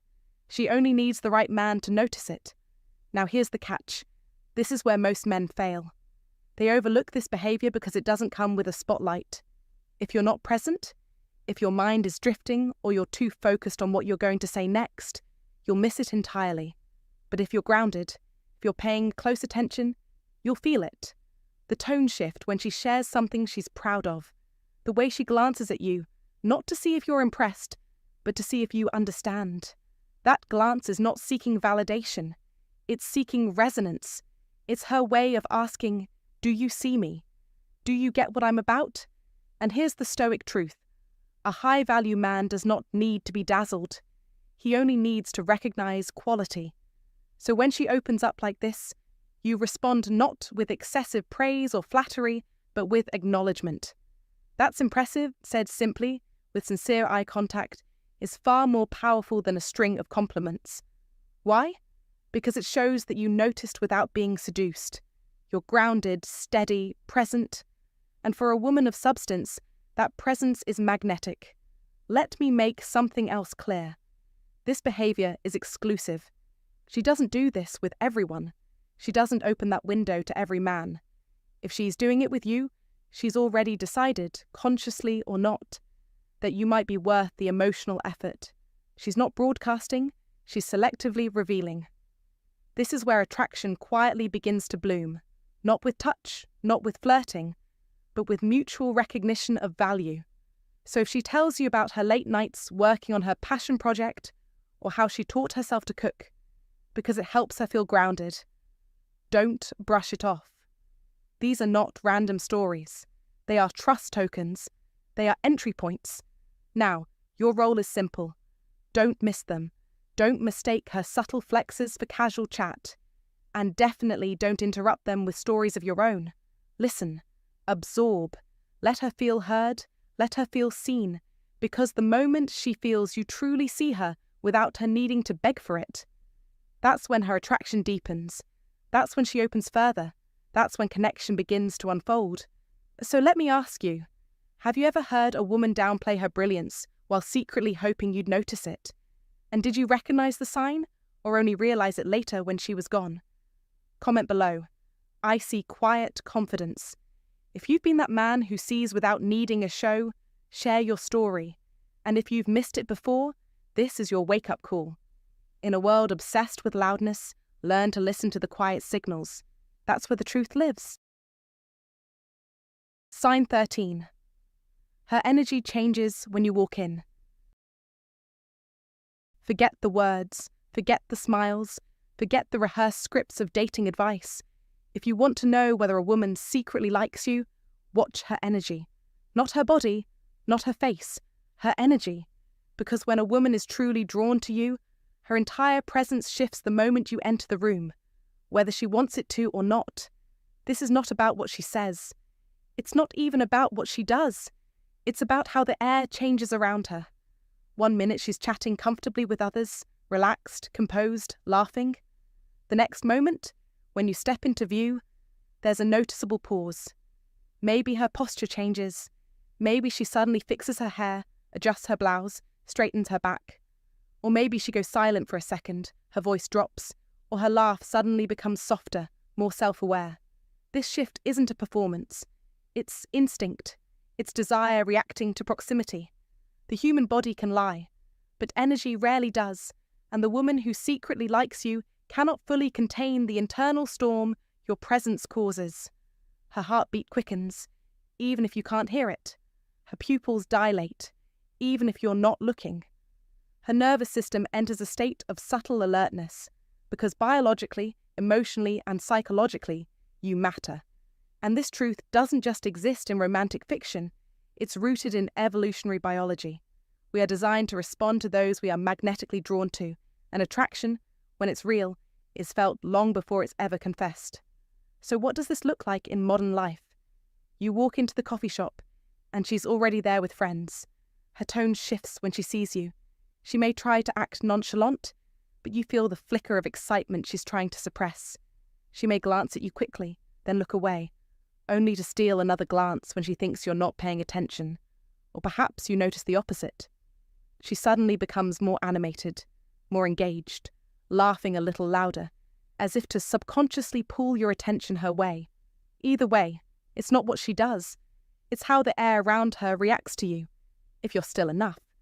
If your spirit is quiet and grounded, you'll feel the charge in the atmosphere.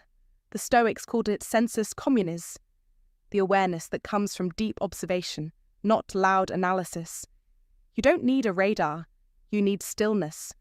Marcus Aurelius once said, "The soul becomes dyed with the colour of its thoughts." When a woman sees you and her energy changes, it means her thoughts have already been stained by you. You are no longer just a man in her world. You're the man her nervous system notices first.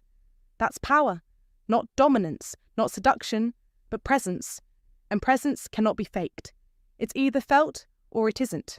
When she responds to your presence with that energetic shift, you must recognize it, not with arrogance, but with awareness. Now, here's what separates the high-value man from the average. He doesn't chase the shift. He doesn't act surprised or get loud about it. He acknowledges it internally, stays calm and holds his center. The Stoic man understands that the woman who shifts when you enter is showing you something sacred. Her vulnerability, her alertness, her attraction, hidden in plain sight. You don't pounce. You don't joke about it. You lead with presence. You make eye contact. You nod. You move with grace. And that is what draws her in further, because now she knows you felt it too, and you didn't tremble. Let me leave you with this. The final and perhaps most important sign that a woman secretly likes you isn't found in words or gestures. It's found in how she reacts when you arrive. Because arrival changes everything. It shifts dynamics, moods, and the rhythm of her nervous system. So I ask you, are you paying attention to how your presence changes the room? Have you ever walked in and felt the pull? The subtle wave of energy that made you wonder if she felt something too? Comment below. My presence speaks louder than words. And remember this truth. When her energy changes the moment you arrive, you're not just someone she noticed. You're someone she felt. And in a world obsessed with noise, feeling is the most honest language we have left.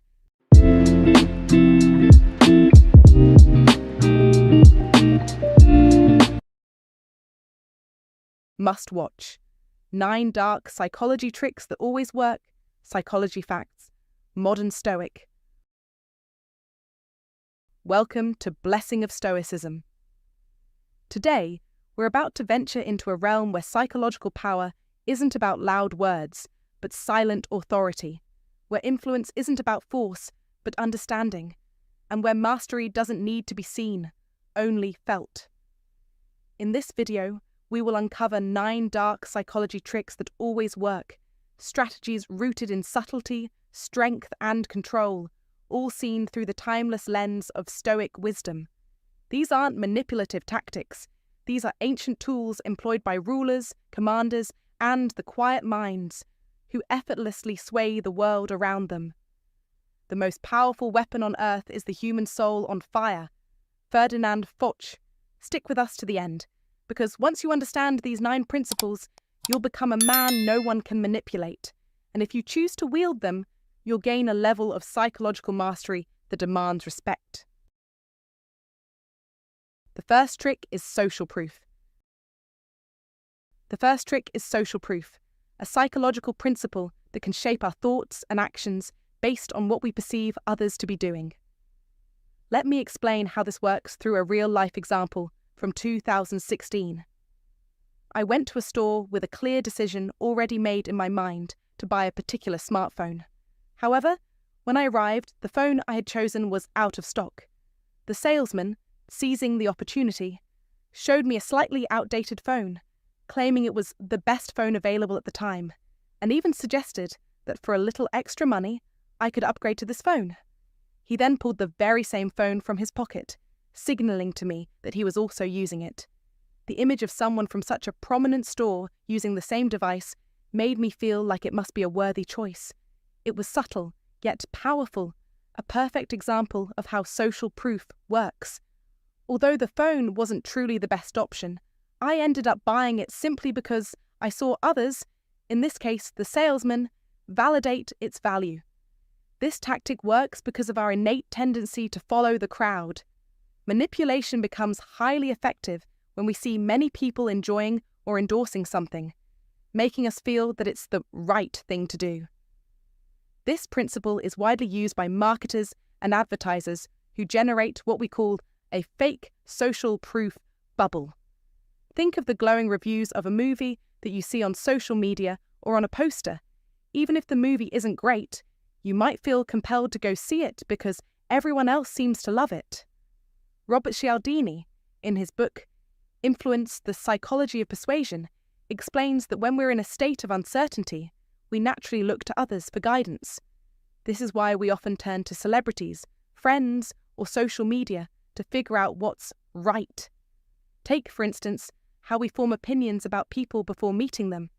When you walk into a room with a preconceived image of someone based on what you've heard from others, your perception of them will likely be influenced by those prior opinions.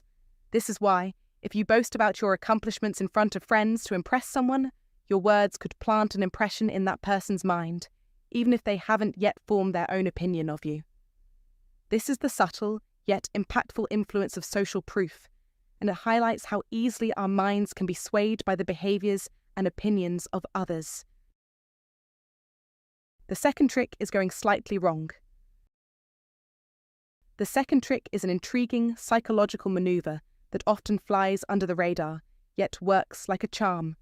It's the art of giving a bit of wrong information with complete confidence. This technique, frequently used by top manipulators, is subtle but highly effective. It operates on a psychological principle. When you provide slightly incorrect details, people are naturally inclined to correct you, often revealing more information than they intend. This tactic is powerful because it allows you to gain insights you wouldn't have otherwise. It's about creating a situation where your target feels compelled to provide you with the missing pieces of the puzzle, all while they're convinced they're just correcting a small mistake. Let me illustrate this with a simple real-life example. Picture a neighbor's aunt who wants to find out about her neighbor's child's exam results. She asks, "So, I heard David topped the class." By phrasing it in this way, she plants a seed of uncertainty in her neighbor's mind. The neighbor, eager to correct her, might reply, "No, actually, he didn't top the class, but he did score better than last time." Now the aunt has not only learned the real result, but also the added detail of how David performed compared to his previous exams. This strategy works wonders because it leverages a natural desire for people to set the record straight. As a modern Stoic, you can take this psychological tool and apply it carefully. To use it effectively, you must begin your conversations with mild, subtle inquiries, questions that don't seem like they're probing for information, but rather casual curiosity. The key here is to make sure your target feels comfortable and unaware of your underlying intention. If you're too overt, they'll catch on, and your trick will backfire. This method, however, when used correctly, opens doors to understanding what people are really thinking, and often uncovers information they didn't intend to share. But don't forget, this trick is a double-edged sword. The person you're conversing with may have watched this video too. They've caught on to this strategy. They may try to turn the tables on you.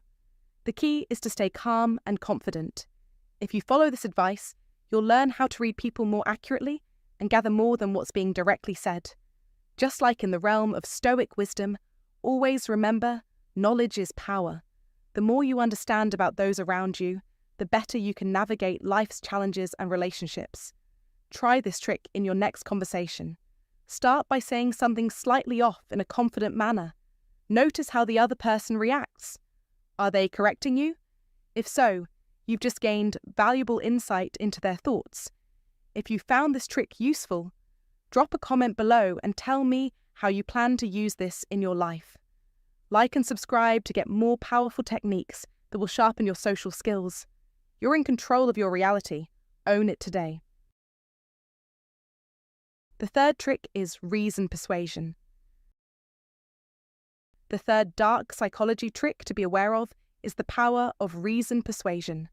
This deceptively simple but incredibly effective technique involves using logical arguments to influence someone to do what the manipulator wants. The key here is not just presenting a need, but framing it in a way that taps into the target's reasoning process. For instance, imagine two homeless individuals approach you for help.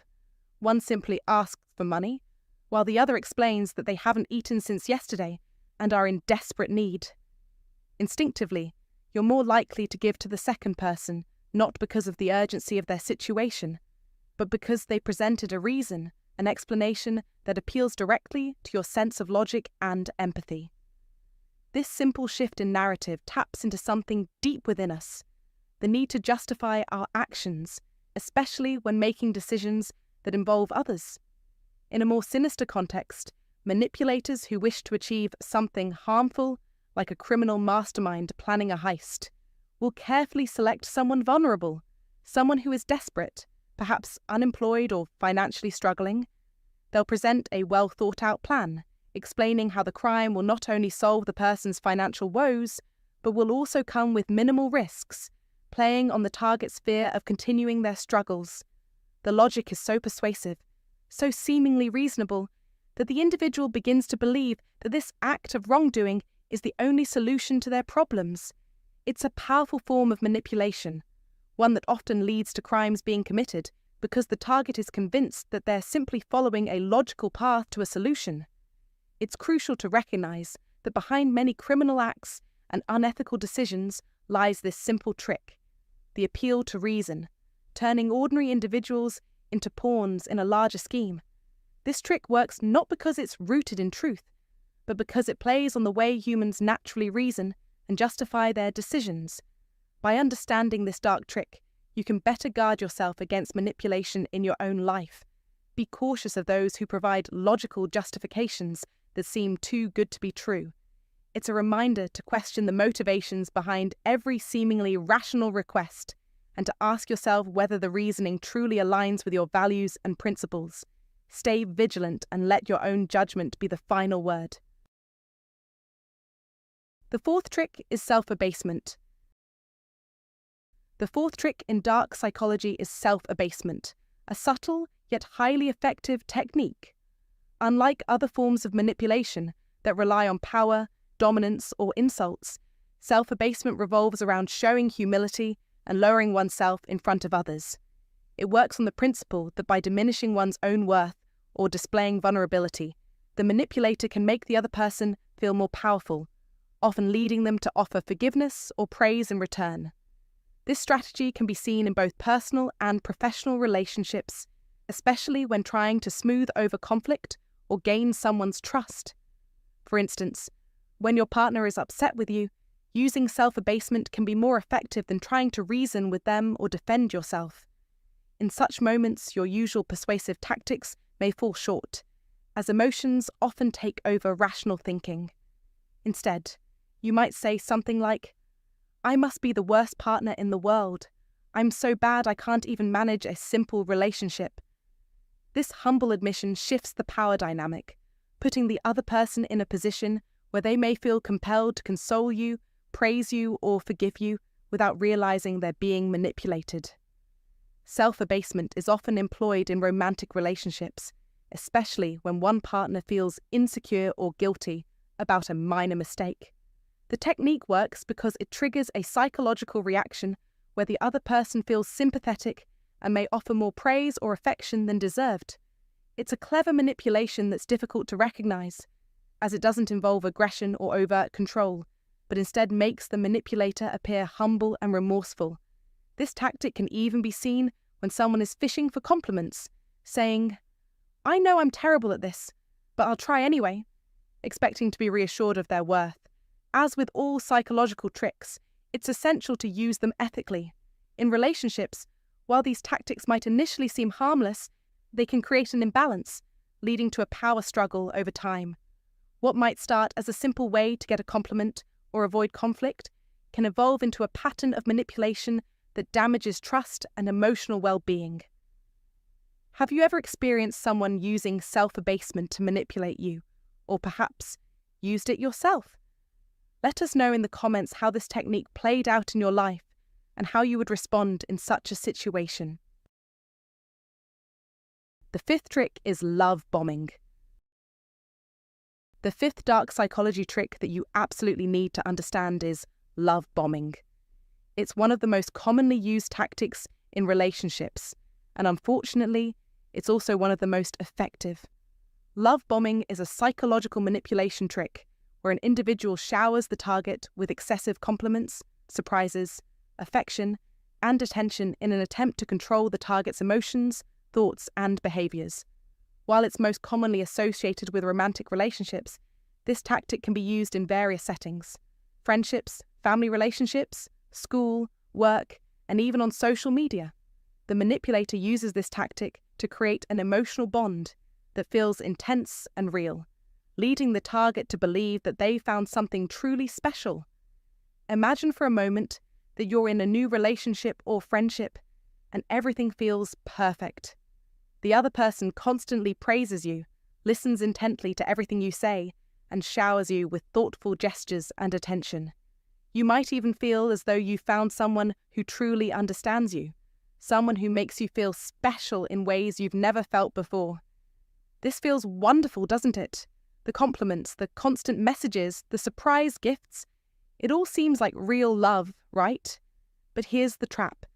The manipulator is intentionally giving you exactly what you crave in order to gain control. They know that everyone wants validation, affection, and attention, and they use that desire to bind you emotionally. This initial phase of excessive love and affection is designed to make you feel emotionally reliant on them, creating an intense bond that makes you believe they are the one person who truly sees you for who you are. Now, what happens once they've got you hooked? Once they've made you believe that you're the most important person in their world? They begin to pull back. Slowly but surely, the affection and attention that were once abundant start to fade. The texts become less frequent. The compliments turn into vague statements, and the kindness becomes more transactional. But here's the real kicker. The emotional bond that's been established makes you crave that attention, crave that affection, and suddenly you find yourself chasing after them, trying to get back to the place where they made you feel special. You're emotionally dependent on their approval, and that's exactly what the manipulator wants. They now have control. The power of love bombing lies in its ability to manipulate your emotions, forcing you into a cycle of emotional highs and lows. The sudden withdrawal of affection creates insecurity, and you'll do whatever it takes to regain that emotional security. In many cases, the manipulator knows that if they make you feel loved and needed, you'll start doing things to keep the relationship going, things that you might not have agreed to or even considered before.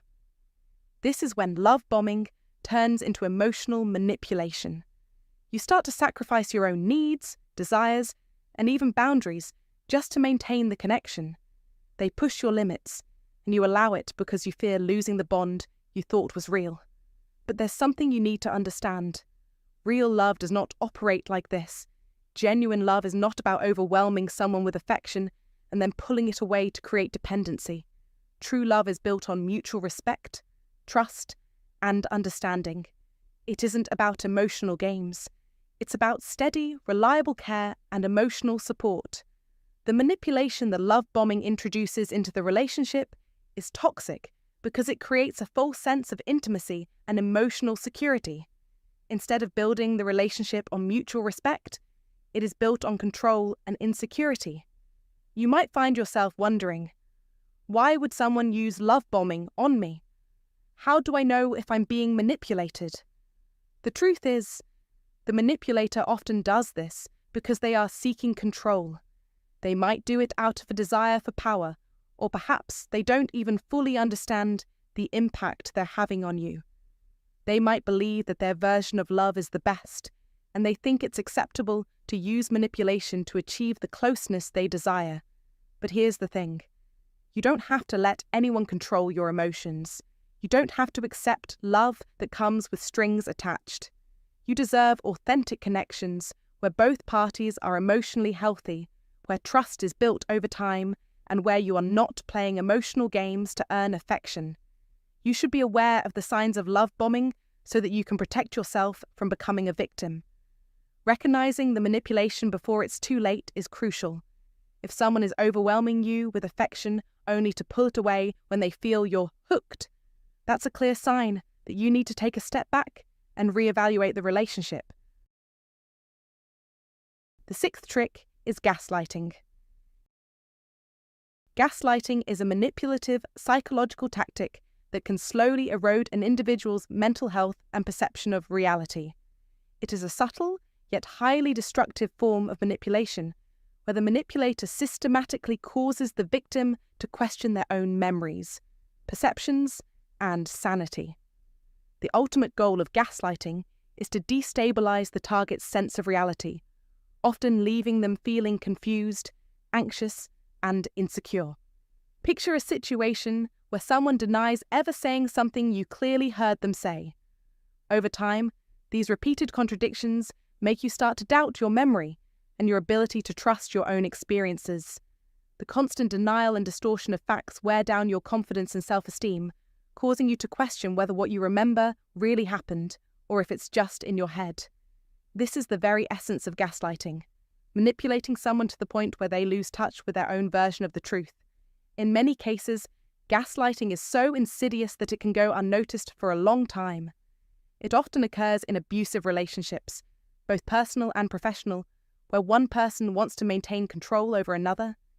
The manipulator may use various tactics, such as denying events, distorting reality, or presenting a false version of the truth, all designed to make the victim feel as though they're losing their grip on reality. You might find yourself apologizing for things you didn't do, or doubting the authenticity of your own emotions, simply because someone else is twisting the truth. One of the most insidious aspects of gaslighting is that it's often so subtle that it becomes difficult to recognize. The manipulator doesn't have to openly lie. Instead, they sow seeds of doubt in your mind, making small but significant alterations to your perception of reality. The effects are gradual, but over time, you may find yourself feeling disoriented, anxious, and unsure of yourself. This slow, deliberate process can cause a person to lose their confidence, making them more reliant on the manipulator and easier to control. Recognizing gaslighting in your life is essential to protecting your mental and emotional well-being. The sooner you can spot the signs, the better equipped you'll be to preserve your sense of self and prevent further manipulation. It's crucial to trust your instincts and not allow others to distort your reality. Remember, if someone consistently makes you doubt your own truth, that's a red flag. As the famous philosopher Epictetus once said, "It's not what happens to you, but how you react to it that matters." This quote reminds us that while we cannot control others' actions, we do have control over how we respond, and recognizing gaslighting allows us to take back control over our own lives. The seventh trick is the foot in the door technique. The foot in the door technique is a powerful psychological strategy that many are unaware of, yet it affects us more than we realize. At its core, this technique is about starting small, often with a seemingly innocent or trivial request, and then gradually building up to larger requests. It's like testing the waters before diving in.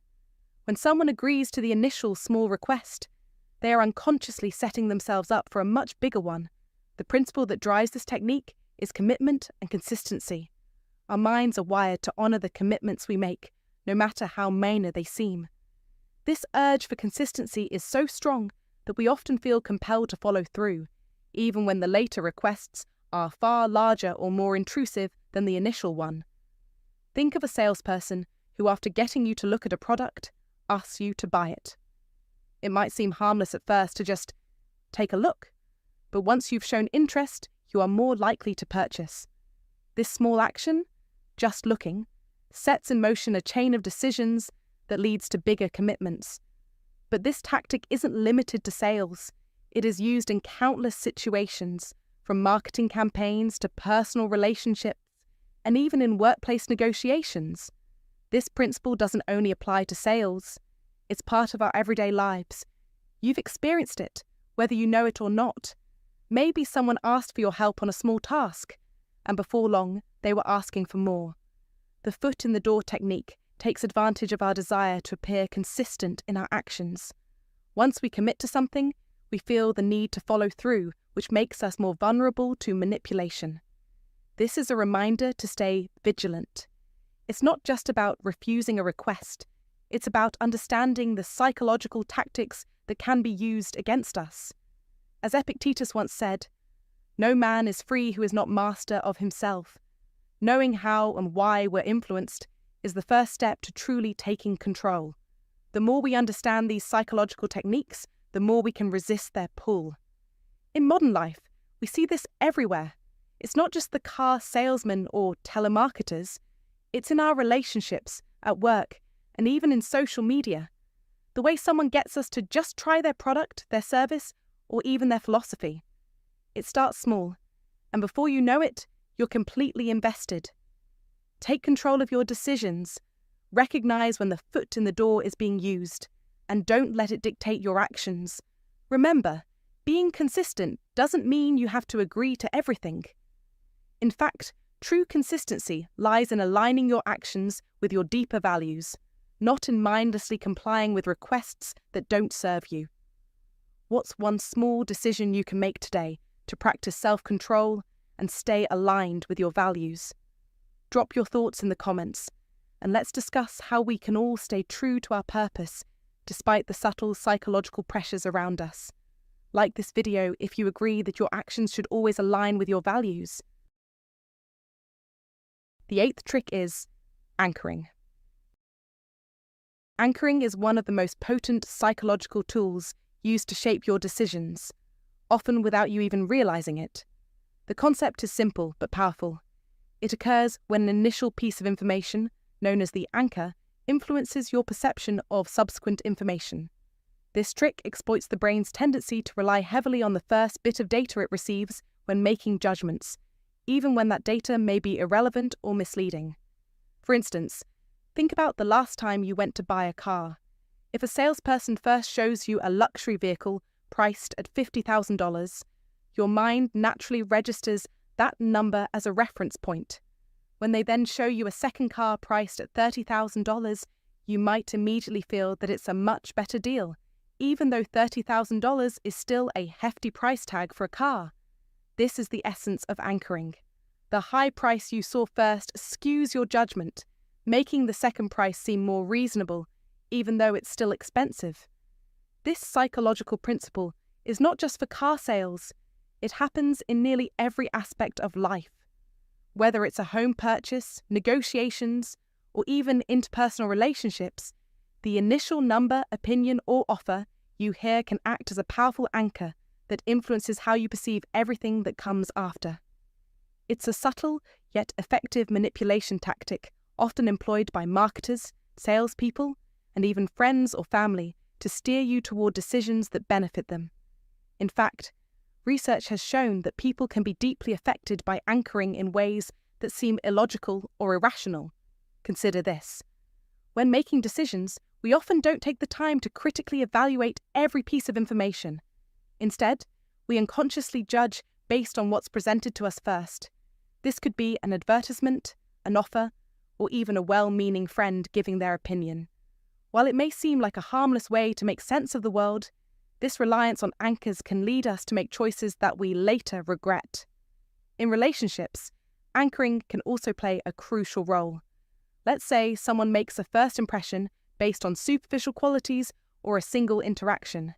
If that first impression is powerful enough, it can anchor how you perceive that person for a long time. You might dismiss all future behaviors or conversations that contradict that initial impression because it feels too difficult to break free from the anchor that was set. But here's the catch. Once you become aware of the anchoring effect, you can break free from its grip. The next time you're faced with an important decision, whether it's buying something big or assessing a relationship, take a step back. Challenge yourself to question whether your initial perception is truly the best reference point, or if it's simply an anchor designed to pull you in a particular direction. As Albert Einstein famously said, the measure of intelligence is the ability to change. In the same way, the ability to recognize and resist anchoring gives you the power to make better, more informed decisions. Always trust your own judgment, and don't let the first piece of information you receive be the only thing that defines your choices. The ninth trick is the scarcity principle. The scarcity principle is one of the most potent psychological manipulation techniques in existence, and understanding its power is key to mastering both personal interactions and broader decision-making. At its core, it exploits our primal fear of missing out, compelling us to act swiftly when we perceive something as scarce or exclusive. This is an instinctive reaction, one that's deeply rooted in human psychology. The mere suggestion that an opportunity is fleeting often overrides our logical thinking, pushing us toward impulsive decisions we might later regret. Consider this. A salesperson with a sharp glint in their eye says, "This is the last item left in stock," even though it's likely not true. That single statement creates a pressure, almost a primal fear, that forces you to act quickly, to secure something before it's gone. In our modern world, this principle extends beyond shopping malls and retail experiences into the digital age, where online retailers use phrases like limited time offer or only 5 left in stock to trigger a sense of urgency. You can see it in countless advertisements, and its effectiveness cannot be overstated. It's not just about a product or service, though. The scarcity principle can be applied to ideas, people, and opportunities. When something feels limited, whether it's time, attention, or influence, we are inclined to place more value on it.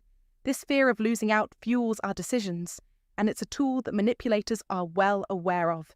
They know that the more exclusive something seems, the more we will covet it, and the more we are likely to act without fully considering the consequences. You've probably felt it yourself. When a person you admire suddenly acts distant or less available, it can create an overwhelming desire to win their approval or attention, even if it's not truly in your best interest. The same applies to investments and business opportunities. The more exclusive the opportunity seems, the more desperate we can become to claim it, often without evaluating its true value or potential risks. And so, the manipulation becomes more than just a sales tactic. It taps into our very human nature. It manipulates our fear, our desire for significance, and our instinct to seize what might slip away. In fact, one of the most effective ways to protect yourself from being manipulated by the scarcity principle is to cultivate awareness and emotional discipline. Before you make a rushed decision, ask yourself, am I truly making this choice out of genuine need, or is it because I've been emotionally pressured into it? Remember, the value of something is not determined by its availability, but by its true worth, something manipulators hope you'll overlook in the heat of the moment. In a world where the scarcity principle is leveraged at every corner, whether you're navigating your personal relationships, your finances, or your professional life, it's essential to develop a mindset that transcends this psychological trickery. The next time you feel the pressure of urgency pushing you to make a quick decision, take a step back and breathe. Reflect. Is the opportunity truly as scarce as it seems, or is it simply a tactic to make you act before your rational mind can catch up? In that moment of clarity, you'll hold the power to deflect manipulation and make choices rooted in wisdom, not fear. So what are you going to do when the pressure is on? Are you going to fall for the manipulation, or will you rise above and act with intention? It's time to take control of your decisions and never let fear dictate your actions again. You are the one who decides your path, not the scarcity tactics designed to control you. Don't be tricked by false urgency. Master the art of knowing what truly matters and let that guide your choices.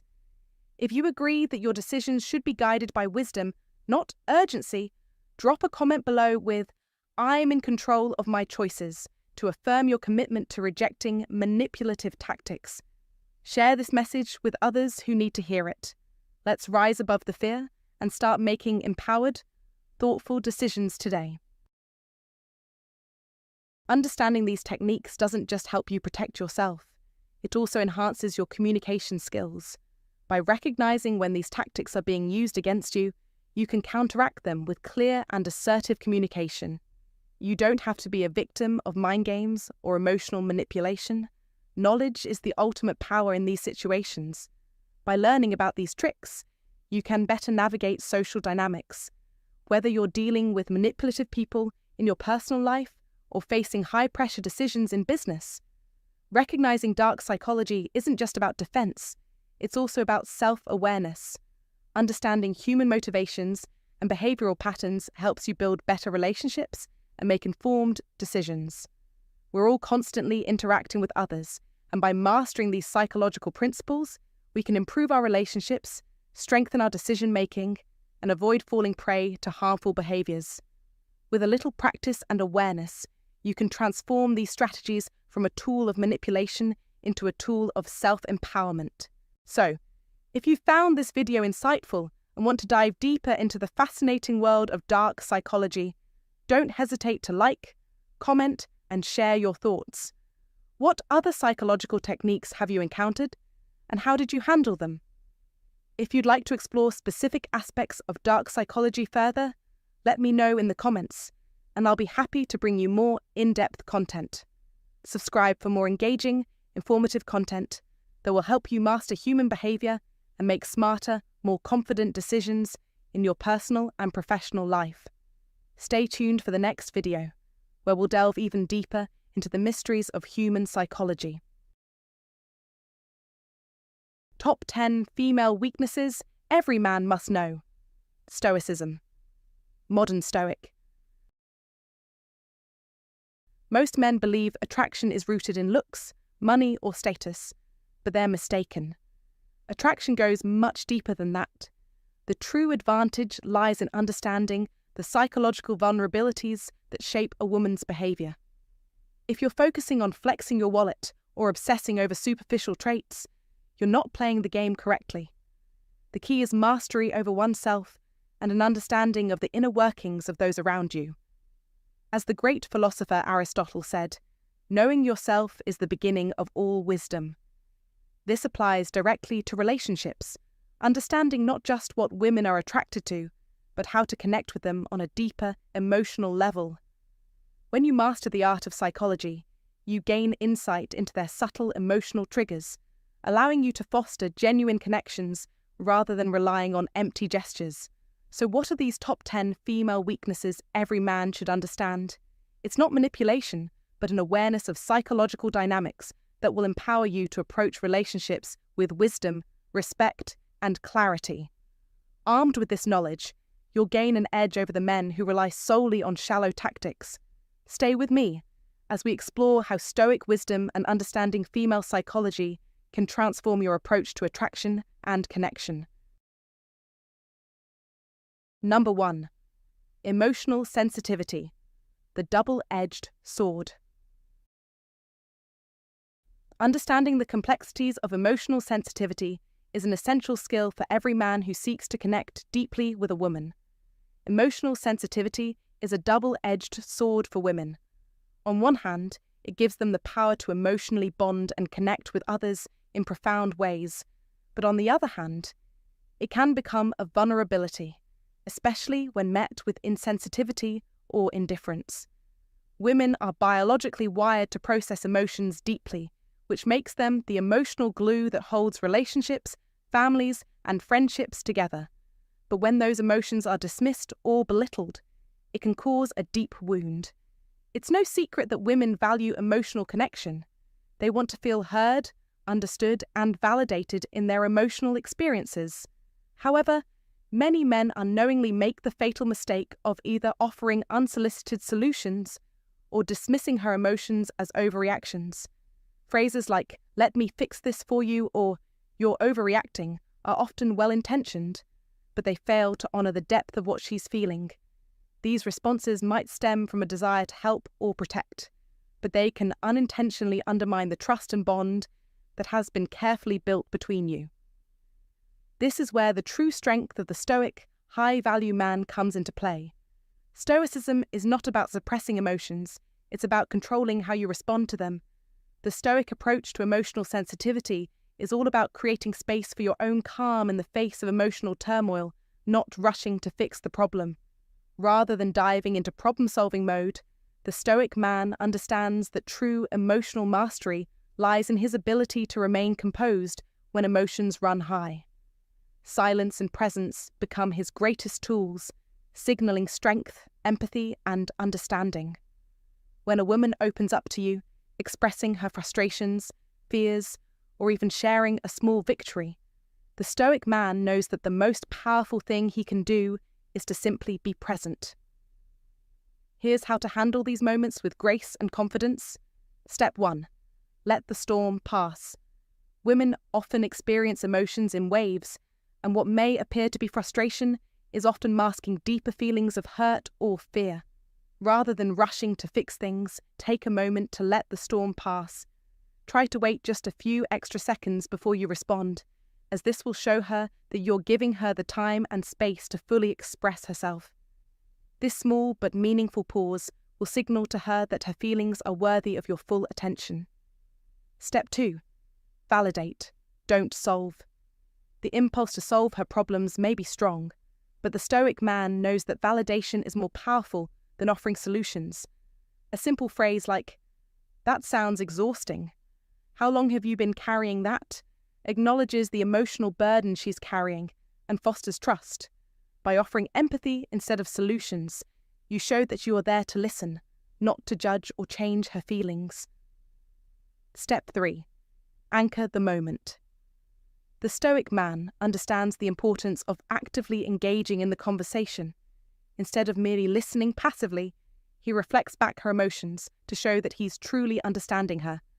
Phrases like, "So, what you're saying is," demonstrate that you're not only hearing her words, but also comprehending the emotional weight behind them.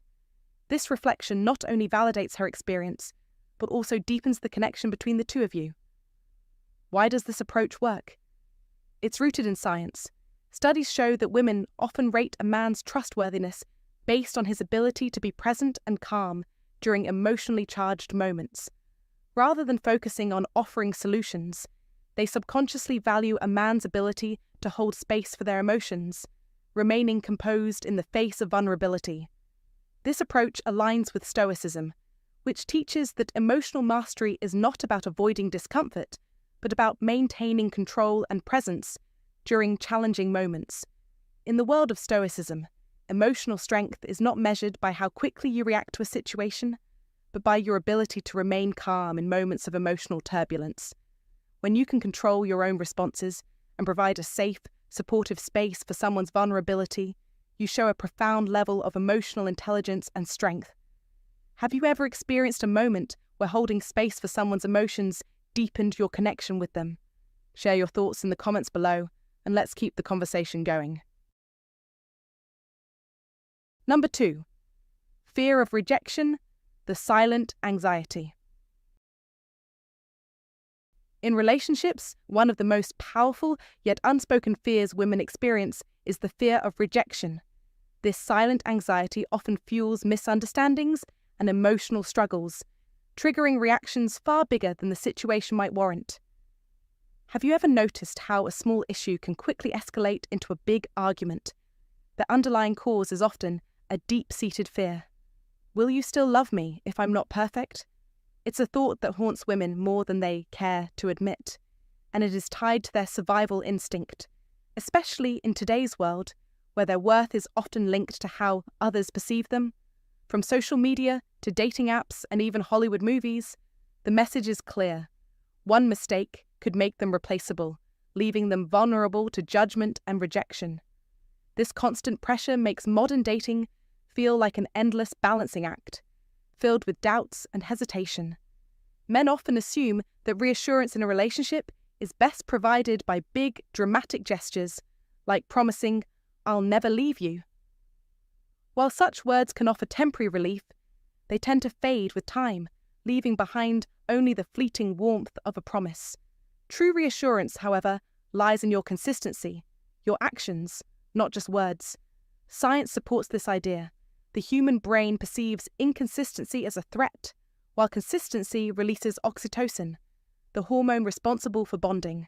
By being dependable, you send a signal to her brain that she can trust you, which rewires her nervous system to feel safe and comfortable around you. In essence, your reliability is the anchor that helps her overcome her fears and feel secure in your presence. But here's where it gets more complex. Her fear of rejection doesn't just stem from your actions. It's also deeply influenced by her past experiences, whether it's a friend who ghosted her, a parent who made her feel inadequate, or an ex who told her she was too much. These past wounds shape her perceptions and emotional responses in the present. To make a lasting difference in her life, you need to be the exception, the one person who consistently proves that she is worthy of love exactly as she is. By offering her this kind of emotional security, you become the safe harbor she never expected, a beacon of trust and understanding in a world that often feels uncertain. So if this resonates with you, show her through your actions that she is enough just the way she is. Be the person who breaks the cycle of doubt and rejection. Your steadiness can offer her the peace and trust she's been searching for. If this message resonates, like and share it with someone who could benefit. And don't forget to subscribe for more wisdom.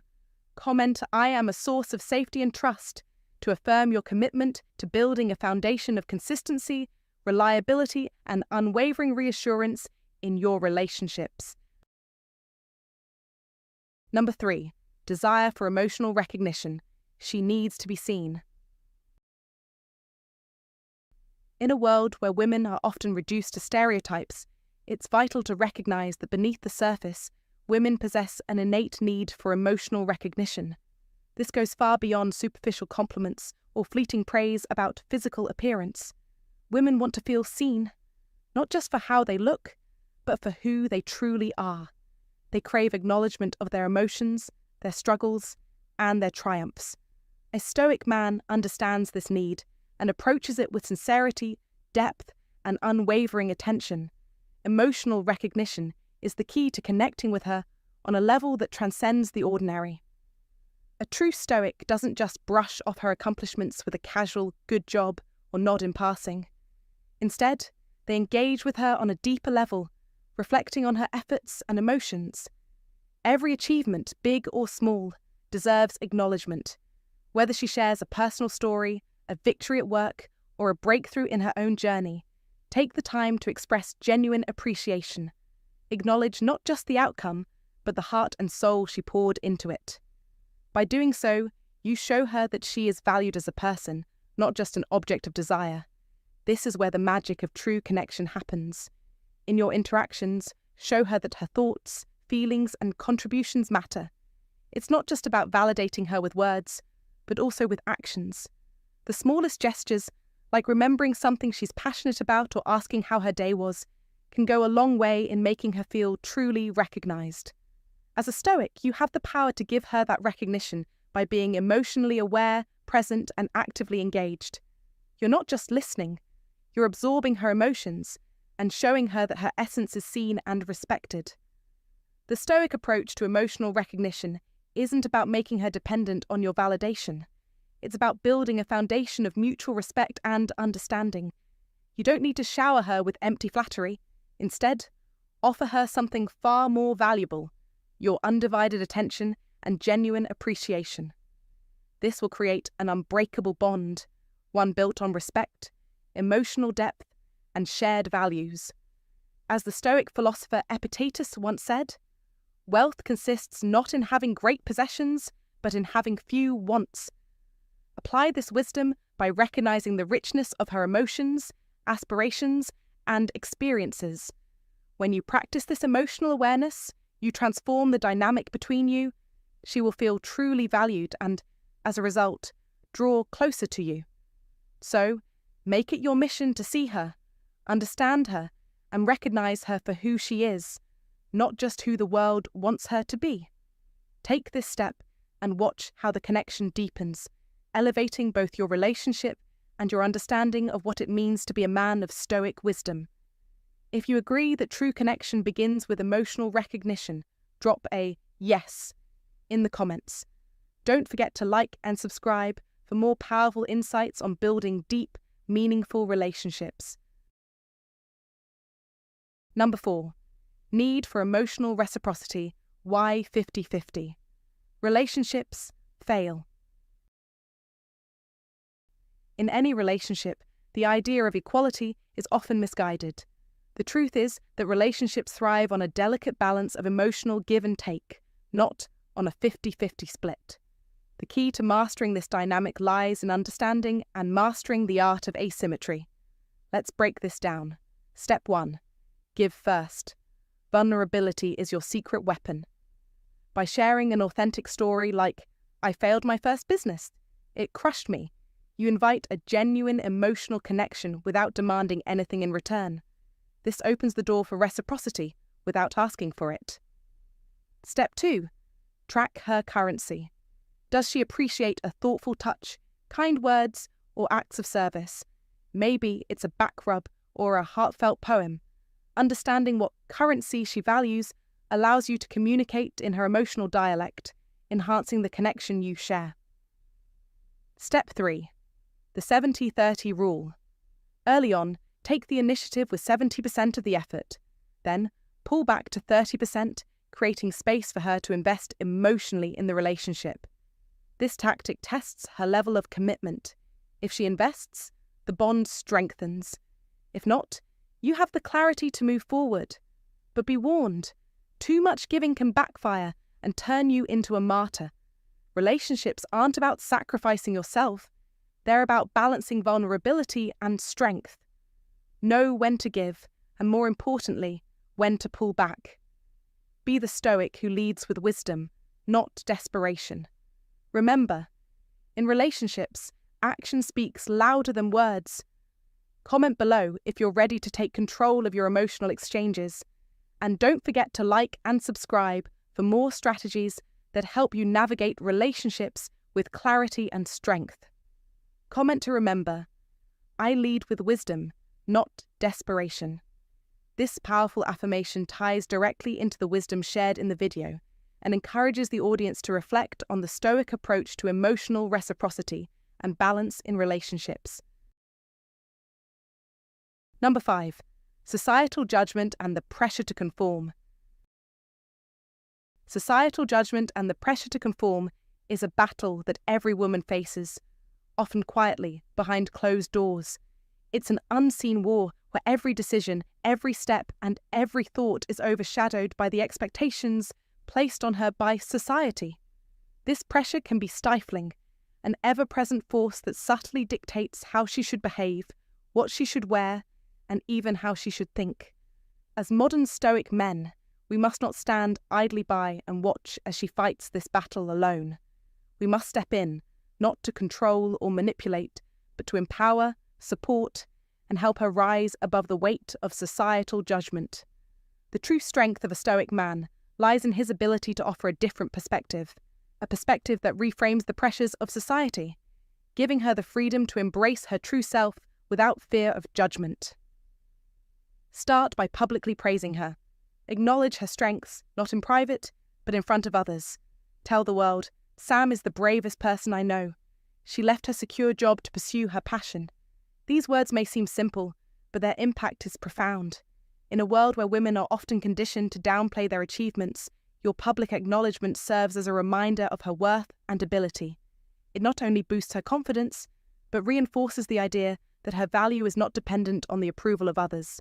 When society tries to minimize her contributions, your praise becomes a powerful countermeasure, offering her a steady foundation of self-belief. Challenge the societal norms she might feel pressured by, but do so with a sense of playfulness and support. For example, if she worries about being too loud, a simple yet impactful response like, "Thank God you're loud, quiet people bore me," can help her reframe her fears.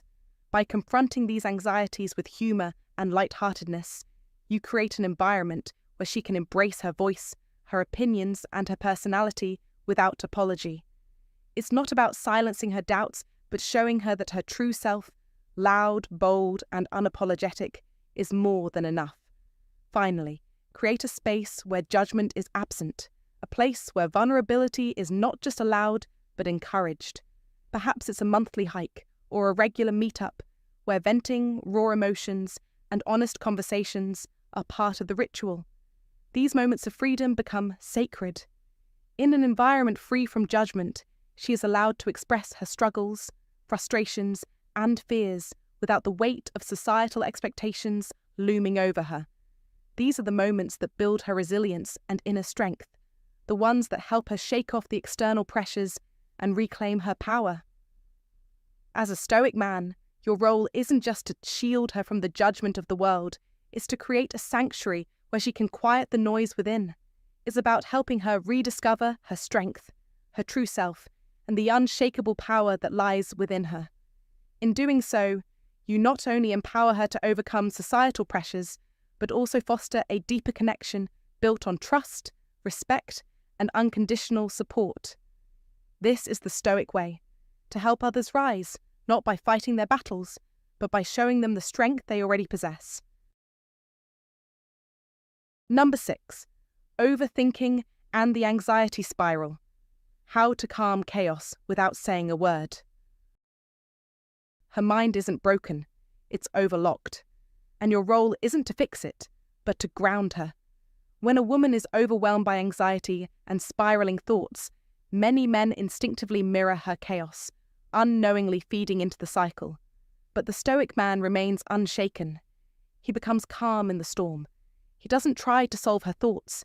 He simply provides the stability that allows her to regain control. So how can you step into this role with confidence? Let's break it down. Step 1. Name the spiral.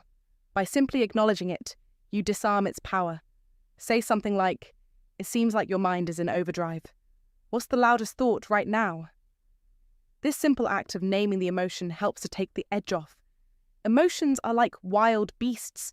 When we name them, we tame them. It's a Stoic principle in action, recognizing that we are not our emotions, but the masters of them. Step 2. The 5-4-3-2-1 drill. This technique is a powerful tool for pulling her out of her anxious spiral. Guide her through the process. Name 5 things you can see right now. This simple exercise forces the mind to focus on the present, taking her out of the chaos of the future or the past, and grounding her in the here and now. As Marcus Aurelius said, "The happiness of your life depends upon the quality of your thoughts. Shift her thoughts, and you shift her state." Step 3. Post-crisis debrief. Once she's calm, take a moment to reflect together. What helped you the most today? This doesn't just offer her a sense of closure. It teaches her that you are her safe space, her rock in the storm. You are not only the anchor during the storm, but also the calm after. This is the wisdom that separates the average man from the Stoic man, the ability to remain calm, grounded, and supportive in moments of emotional chaos. Practice these steps, and you'll not only become the anchor she needs, but also build a deeper, more resilient connection. What do you think? Have you ever faced a situation like this? Share your thoughts in the comments below. Number 7. Fear of vulnerability, her hidden strength. In today's world, women are often expected to embody strength, independence, and self-sufficiency. Yet, beneath this hardened exterior lies a vulnerability, a part of her that may remain hidden even in the most intimate relationships. The fear of vulnerability is often rooted in past disappointments, betrayals, or the constant pressure to project an image of invulnerability. This fear can prevent her from fully opening up, keeping her from experiencing deep emotional connections. She may fear being judged or seen as weak, which makes it difficult for her to express her true feelings. However, vulnerability is not a weakness. It is an essential part of emotional intimacy, and a Stoic man understands how to navigate this delicate aspect of connection. To help her overcome this fear, you must lead by example. Show her that vulnerability isn't a sign of fragility, but of profound strength. As a Stoic man, you understand the importance of embracing your own moments of struggle. It's not about hiding your flaws, but rather about sharing them with integrity. Share your personal experiences of hardship, failure, and triumph, showing her that it's okay to feel vulnerable. In doing so, you create a space for her to feel safe and understood, a space where she doesn't need to hide behind a mask of perfection. Remember, vulnerability is not something to be fixed. It is something to be accepted. By creating a judgment-free space for her to express her fears, doubts, and uncertainties, you give her permission to feel without fear of condemnation. This approach doesn't mean solving her problems. It's about offering her a place to be emotionally honest. By acknowledging her vulnerability and responding with empathy, you make her feel seen and heard, which deepens the emotional bond between you. Stoic wisdom teaches us that emotional strength is about how we respond to adversity, not the absence of vulnerability. As the philosopher Epictetus said, "It's not what happens to you, but how you react to it that matters." This mindset helps us understand that vulnerability is an integral part of our emotional resilience. By showing her that it's okay to be vulnerable and encouraging her to express herself freely, you demonstrate that you value emotional honesty and authenticity. In doing so, you don't just strengthen your relationship, you also empower her to embrace her own vulnerability as a hidden strength. Have you ever witnessed how vulnerability can transform a relationship? How have you navigated the delicate dance of vulnerability in your own life? Share your thoughts below, and let's continue this conversation on how vulnerability can unlock a deeper, more meaningful connection. Number 8. The need for consistency. She craves stability. Consistency is a quality many women secretly crave in a relationship. Women, more than men, are often conditioned to seek emotional security and predictability in their partners. When she senses inconsistency, her trust begins to erode, and doubts about the relationship can creep in. This is especially true in a world where many men give off mixed signals, whether intentional or not. The Stoic man, on the other hand, understands that consistency is key to fostering trust. He doesn't say one thing and do another. His actions are in alignment with his words. He doesn't just promise her the moon, he consistently shows up, supports her, and remains steady, especially during times of stress. His reliability isn't something he has to boast about because it is inherently visible in his actions. To keep her trust and respect, you must be consistent in both your emotional availability and your commitments. If you say you're going to do something, do it. If you promise to be there, be there. This reliability offers her the stability she needs to thrive in the relationship. When you can be her rock, unwavering and solid, she will feel secure and supported in ways that transcend the superficial. Number 9. The independence paradox. How to be her safe harbour without becoming her cage. Gentlemen, you've probably been told that women want a strong, protective partner. But here's the truth. The real challenge is navigating the fine line between being a safe harbour and being a cage. The independence paradox states that the more you cling, the more she pulls away. She seeks partnership, not imprisonment. You have to be a source of strength without suffocating her freedom. So, how do you master this delicate balance? It's simpler than you might think. First, lead with purpose. Be unapologetically clear about your goals and commitments. This doesn't come off as controlling, it signals confidence and autonomy, qualities that she respects. Women are drawn to men who have their own lives, their own passions. This attracts her without the need for control. Next, celebrate her ambitions. When she shares her career triumphs or goals, don't just nod along. Dive deeper and genuinely support her. If she talks about a promotion, say, "Tell me how you outworked everyone to get that." This shows you're proud of her, not threatened by her success. The key here is respect, not competition. You're partners, not rivals. Finally, create alone together time. This is about quality, not quantity. You don't always have to be chatting or interacting. Sometimes, simply reading together in the same room, without demands or expectations, creates deep intimacy. It's about being present, not possessive. Neuroscience backs this up. Autonomy triggers respect, while clinginess breeds contempt. However, be careful not to cross the line into indifference. If you're too distant, she may feel abandoned, and that's not what you want. Remember, the balance between independence and connection isn't a fine line. It's a strategic game. Lead with confidence, support her ambitions, and carve out space where you can both grow independently yet together. Don't forget, being her strength doesn't mean you need to restrict her. Let her soar, and she'll bring you closer. Number 10. Fear of losing independence, the struggle for balance. Women want intimacy, but also fear losing their independence. A Stoic man understands this balance. He supports her need for personal space and growth without control. He knows love doesn't mean ownership. Respecting her autonomy strengthens trust and creates a healthy, balanced relationship. How do you respect independence in your relationship? Share your thoughts below. Hey, thanks for watching. If you found this video valuable, don't forget to hit that like button, share it with someone who could benefit, and subscribe for more Stoic wisdom. Got any thoughts or feedback on today's content? Feel free to drop a comment below. I'd love to hear your perspective and discuss further. Remember, these weaknesses aren't flaws, they're part of being human. The Stoic man doesn't take advantage of them, he honors them. If you're ready to start building a legacy and stop playing games, take action now, like subscribe and ring that bell. Your future self will thank you. You've been watching Stoic Thinkers. See you in the next one.